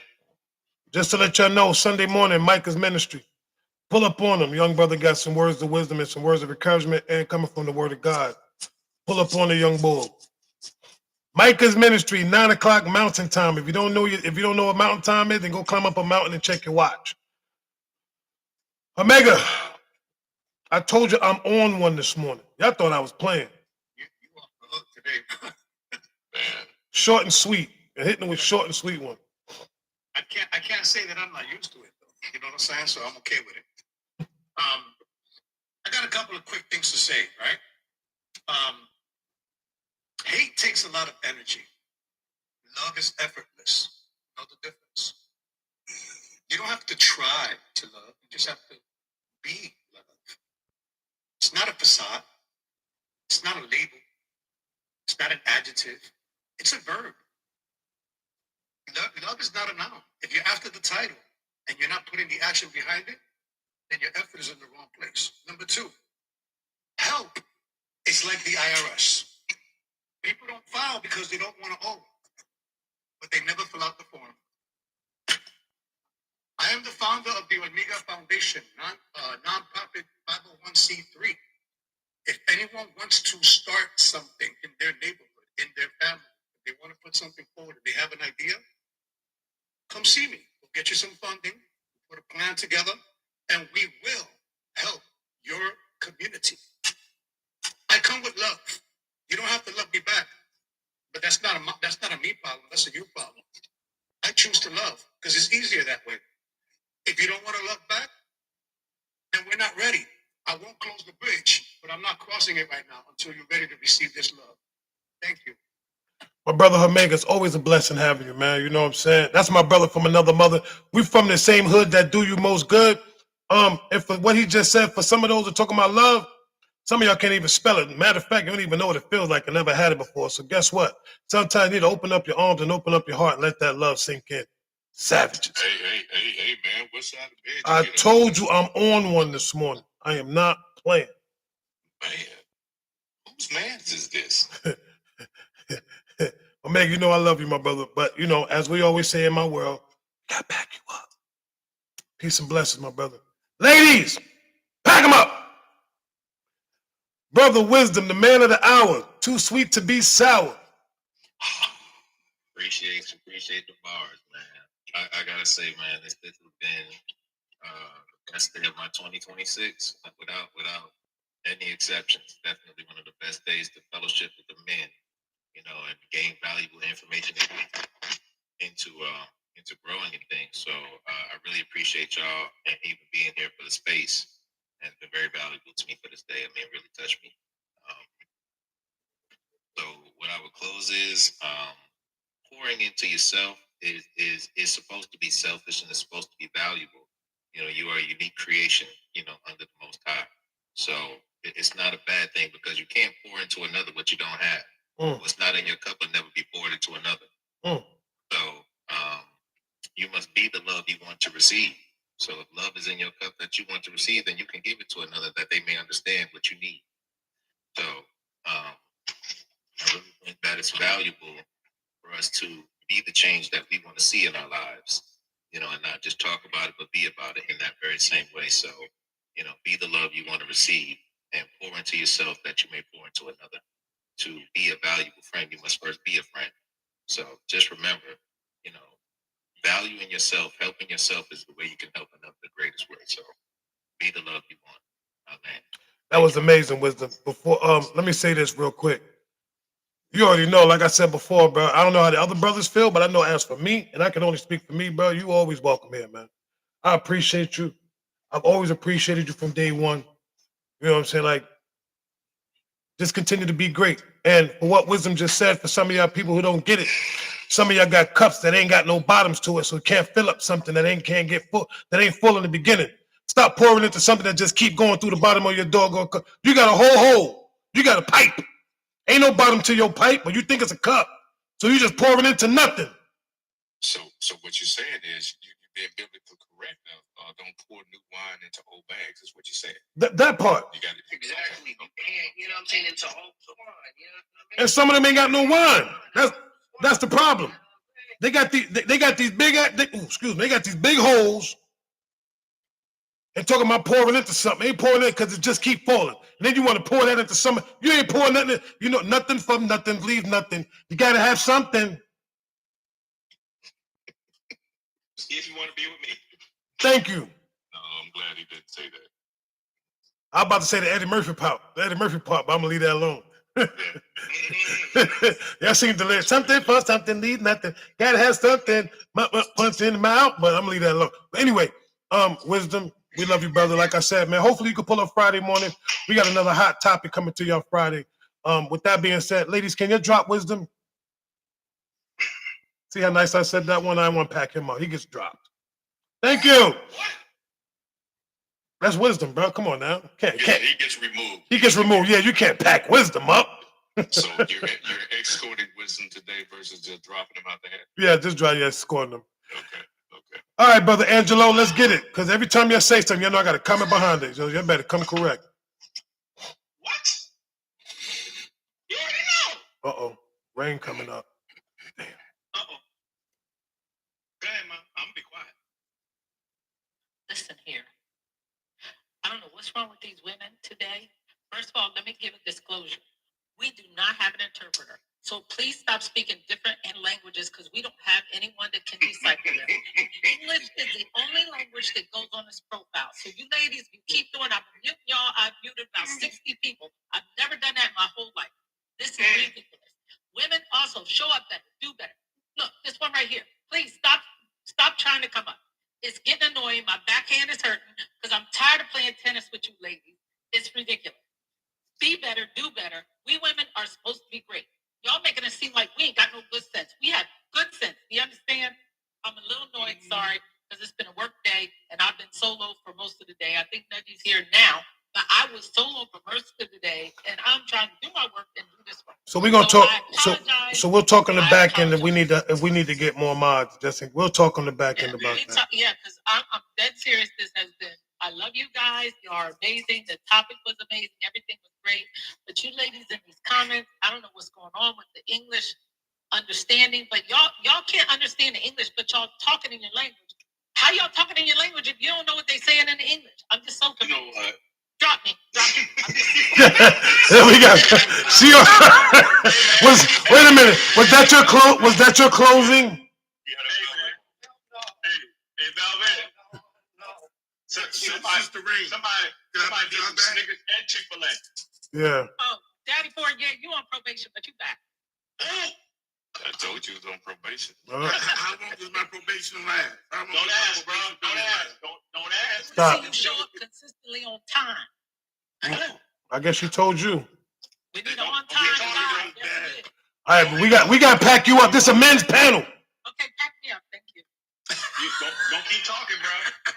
Keep talking. Cause he trying to keep her up here. He about to keep Cypher. I got things to do. You trying to get me in trouble. You don't live here, I live here. Or Mika saying something, some of the ladies that are coming in that are Portuguese. Listen, just come in and enjoy the day. Boa tarde. That's all you need. Are we doing back to back now? Yes, yes, Nudgy. How are you? What up, man? I'm good. How are you guys? We're black. I mean, we're here. We're auctioning off. Yeah, I concur with Rain was saying. I had to step away for a little while because I had a call to make, but it's ridiculous and it's still coming. There's like 5 at a time, 2 at a time. I don't know if I'm sorry. I said, you give me mine. I'm cool with it. I will cut you smooth. Yeah, I don't know what's going on. There might be a glitch in TikTok because I've never seen them come up like this. Like right now, there's 5 in the queue again. It's all right. It's all right. We don't listen. Y'all don't got. Okay, let me tell you this. See, this one say, please pick me up. Let me tell you this. For all, if there's a lot in the queue, but let me just say this. They know. Listen, we already know, so we don't gotta fight them. We already know that they're not coming up. They can request all they want. We're not gonna let them up. So y'all don't gotta keep trying to do all that. We already know it's a men's panel, and we know that you're not gonna let them up. So y'all don't have to just let them accept. If they want to come up, they know they're not. Cool. Okay. So y'all don't have to worry about all that. We appreciate you. Yeah, it's crazy. It's crazy. Yeah, they see men and they think that they're gonna get a check. Nah, listen, wherever you from, we ain't got no money to give you. I don't give donations, and I don't buy no woman. So that'll tell you. So they ain't trying to get a check. They're trying to get a passport. And I don't give our passport, no visas, no green cards, no nothing. So you on your own. I'm not passing anything out like that. First of all, I'm married, and then ICE looking at me too because I look like one of them. Exactly, because that's the first thing I'm gonna do. The moment we get off the plane. Listen, I'm a real estate. We giving way too much. I know, too much energy. Come on, too much energy. Stop. I'm making an executive decision right now. Stop talking about it. We know they're gonna come up. It always do. No matter how many times we say it, they're going to be there. So we'll figure it out on the back end. It's not a topic for the live. Let's wrap it up. Yeah. Come on. I just wanted to mention real quick about She Moves the Room this Sunday at 6 p.m. Eastern Standard Time. Ladies, please show up in the room. The way you guys are showing up in this live, asking for husbands and all of that, show up in She Moves the Room. We got some good information. You're going to get uncomfortable, and hopefully your posture will change when you come back in this live. So, again, Sunday, Eastern Standard Time, She Moves the Room. It's an all-women's panel. The gentlemen you see up here, they are our mods, and their fingers are on the trigger. So, that's all I want to say. Even when we sleeping, fingers on the trigger, because I be napping. Drop. You can drop me down. Oh, say less. We about to pack you up. Drop me too, because I got to get back in class. All right, brother, we got you. Get some sleep. Listen, I can pack. Peace out. Woods, I holler at you, baby. Love you. Love y'all. Micah, pack. You ain't got to tell me twice, young blood. Dallas. You leaving 2-4? Oh, you need to get packed up too? Oh, I thought you were talking about D4. I see you got his hand. Oh, come on, See? All right. Now we back to the horsemen. Damn. The good looking ones are still here, y'all. Yeah. No, I said the good looking one. No, one. Nah, go ahead, brother. My closing remarks are simply this, and I had to write them down because I wanted to be able to enunciate what I want to be said. The Bible says in Corinthians, my grace is sufficient for you. My power is made perfect in your weakness. Since we're talking about the courage and courage versus weakness, understand this, that our courage is important. But understand this, what's more important is acknowledging your weakness is powerful for God. He can only move when we're at our weakest point. Just want to let you know. Weakness is not a disqualification, it's an access point. God doesn't wait for you to be strong, he shows up when you're honest. Your limits create space for this power. If you see yourself, if you're self-sufficient, you're crowded. I'll end with this. Weakness is not a problem. Pretending you don't have it is. And I'm gonna tell you this: some of y'all are so weak that you don't even know. Some of y'all are so weak that your power's drained. You thought you had power, but the weakness comes from what you're doing right now, being thirst. Stop being thirst, and quench your thirst with some water. Because I ain't the one to quench your thirst. And one thing I will say though, for real talk, I mean, we as men, we gotta start saying, "I need help. I need help."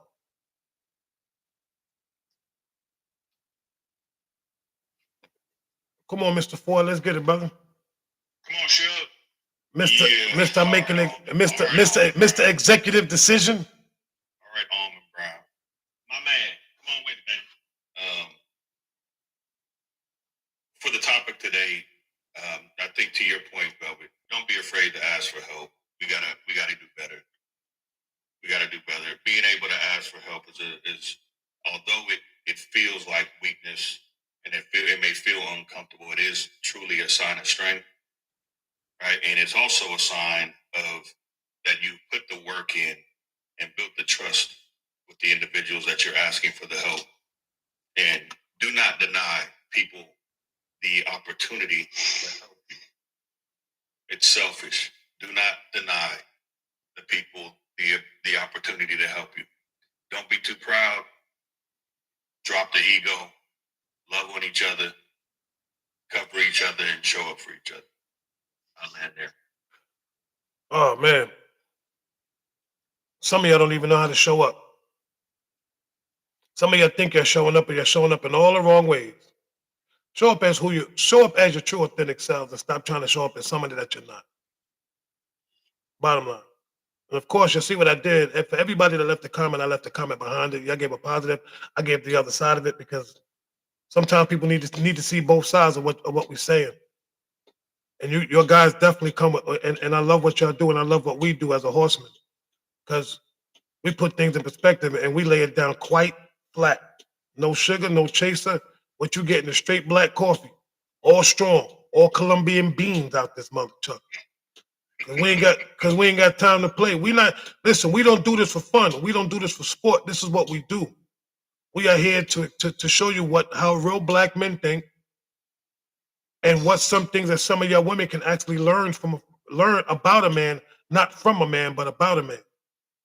Because each one of us have different walks, but I guarantee we pretty much walking down the same line or walking down the same road.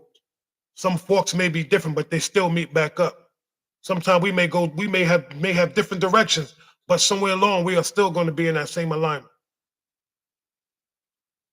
I support what my brothers do. If I ever need their help, I'm going to call them. And people, what we got to also understand this too. Getting advice is also getting help. Asking my brothers for advice. What you think I should do? That's me asking for help. Believe it or not. So I close with that. And also just to tell you, brothers, man, I love y'all, man. I appreciate y'all pulling up always. For now on, when we go live, this is what we gotta do. We gotta cam up so these people can see who we are. Because sometimes talking to a blank picture is not cool. And I know some of y'all be working like Unc, when he gotta go back, so I can understand certain things. But for the most part, this how we need to. Because to me, I like it better like this when I can see my brothers' faces and we can sit there and laugh and see who can't take the joke right. Not too much on Ford. Yeah. I don't want no trouble. Hey, I don't want no smoke. You ain't saying nothing but a word, pimp. I keeps a blanket, dog. What you trying to say? What you trying to say, baby? I keeps a blanket. I keep. Hold up. Hey, just so you know what time it is. We can switch them up. You know what I'm saying? That's what I'm saying. Switching up, baby. Where your pillow? Where the pillow? I don't need a pillow. Where the pillow? Don't play. I got a whole recliner. Where your pillow, boy? Where your pillow? It's over there, but I ain't going to reach. I ain't trying to move. You need one? Okay, I'll give you one. You want one? Ladies, can you? Pillow, twin. I don't need. Man, I got you see the cushion back here, son? Hold up. That's not a pillow. You trying to play me? I don't need a pillow. I got a whole recliner, baby. Look, I can keep reclining. Ladies, get the picture. Don't play with the picture.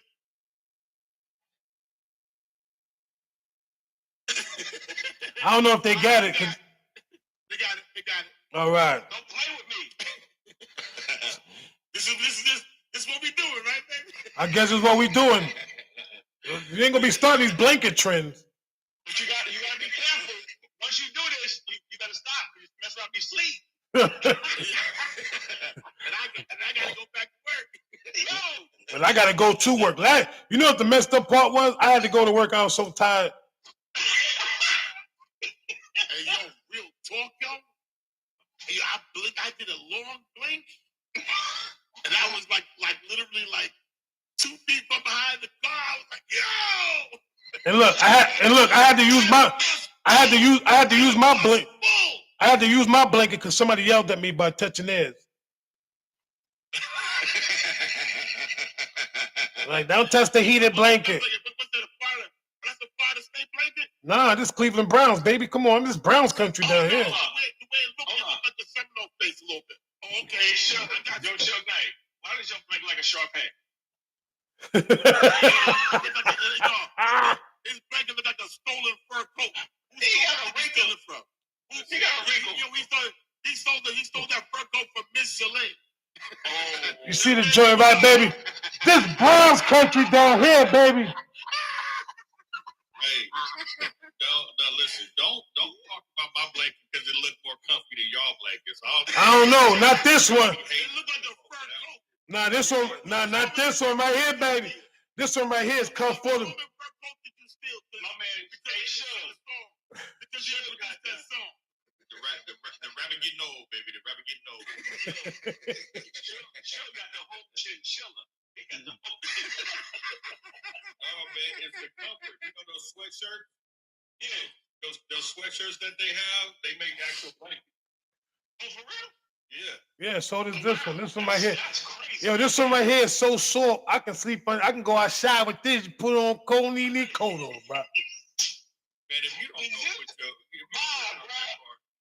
He said show outside. I can go outside with this thing right here, boy. I'm buddy. This thing right here. Yeah. Look, I'm about to take a nap real quick. Man, I'm gonna go clean the car in 15 minutes. No, man, you gotta go do that now. Yeah, I know. Unfortunately. Yeah, but I still got mad stove here, man. It is, yo, the pile that they got up there, this bad boy ain't gonna get out. Yo, this is not gonna get out until at least next week. Oh, nah. Because first of all, and it's supposed to snow again, so y'all hit. They said 1 to 3 on Sunday, like 1 to 3. Yeah, but you know, come on. They're talking about. First of all, you know they be lying when they say 1 to 3, add 6 more behind that. We know that. And don't listen, man. As many times they always say, oh, it's going to be this many degrees. Why am I the only one still with a blanket on? See? I tell you, I'm about to get real comfortable. All right, let me move this. All right. It says time for us to say goodbye to all our family. MIC, KY, MOUSE, Mickey Mouse. We the horsemen. Miles, we about to say HOR. SEM. Right now, we that don't want to leave right now. We like that guest. Yeah, we don't.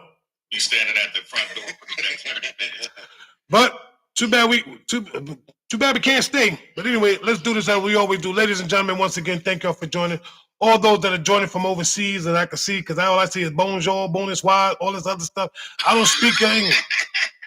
No disrespect. No disrespect. Thank y'all for joining too, because the more y'all keep coming, the better your English is going to get. Anyway. I think. Yo, nope.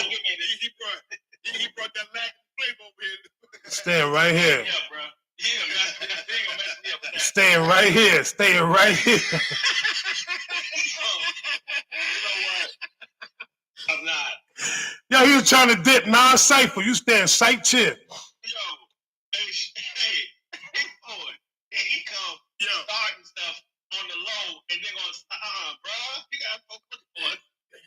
Hey, yo, Shook, when you come out east, because you're used to the Mexicans out there, you're gonna see how the blacks and the Spanish put together when you come out to the Bronx. You're gonna see how you're gonna run into a bunch of YNs and it's gonna be terrible, son. I'm telling you right now. Just stay in the car. Don't park your car on certain blocks because you're gonna wind up on cinder blocks. That's true. You're gonna see the Dominicans and the Puerto Ricans and the blacks. Yo, I'm looking for Poppy Rivera. Yo, they'll take your battery and leave their battery next to your car. That part. This shit like they did you something. I just wanted yours, Poppy. Yo, they gonna leave you a side mount battery and take the top mount battery. Okay. What they gonna do is they gonna take your battery and leave you they gonna take your battery and have your car running on Duracell. Listen, anyway, let's do this, y'all. Yeah, see, the numbers is going back up. We got to slide. Listen, ladies and gentlemen, thank y'all for joining because we're not doing like we did the other day. no. And that is going back up to 400. This is wild, yo. Again. Anyway. Hit the Wakanda. Hit the Wakanda. Hit the Wakanda. Okay, so them same people, if you're here today, pull up on us Friday morning. We be here Friday. I don't know how to say Friday in French or Spanish, whatever you can, but Friday. Friday morning. Yo, from the block you from, you don't know, you should be ashamed of yourself. No, I'm not. They should be ashamed. Listen. From the block you from, and you can't say Friday in Spanish. You should be ashamed of yourself. We out, bro. Yeah, we got that. See, it's always this one. Hit the button. All right, let me do this. Anyway, listen, fellas, amazing live. Thanks for the topic, Unc, for real. Looking forward to Friday's topic. But I think I might have one, but I'm gonna run it by y'all and then maybe we could critique it. Cause I think this one is I think this will be dope. Derek, what up, brother? Anyway, as we always say, may the love of the Lord be with us all until we meet again. In Jesus' name, amen. Thank you, fellas, man. I appreciate y'all. Ladies and gentlemen, thank y'all for joining. But we gotta go. Hey, Sean, go to sleep, bro. You struggling over there. Love you, brother. All right, packing them all up. Whew. All right, I'm out. See y'all Friday.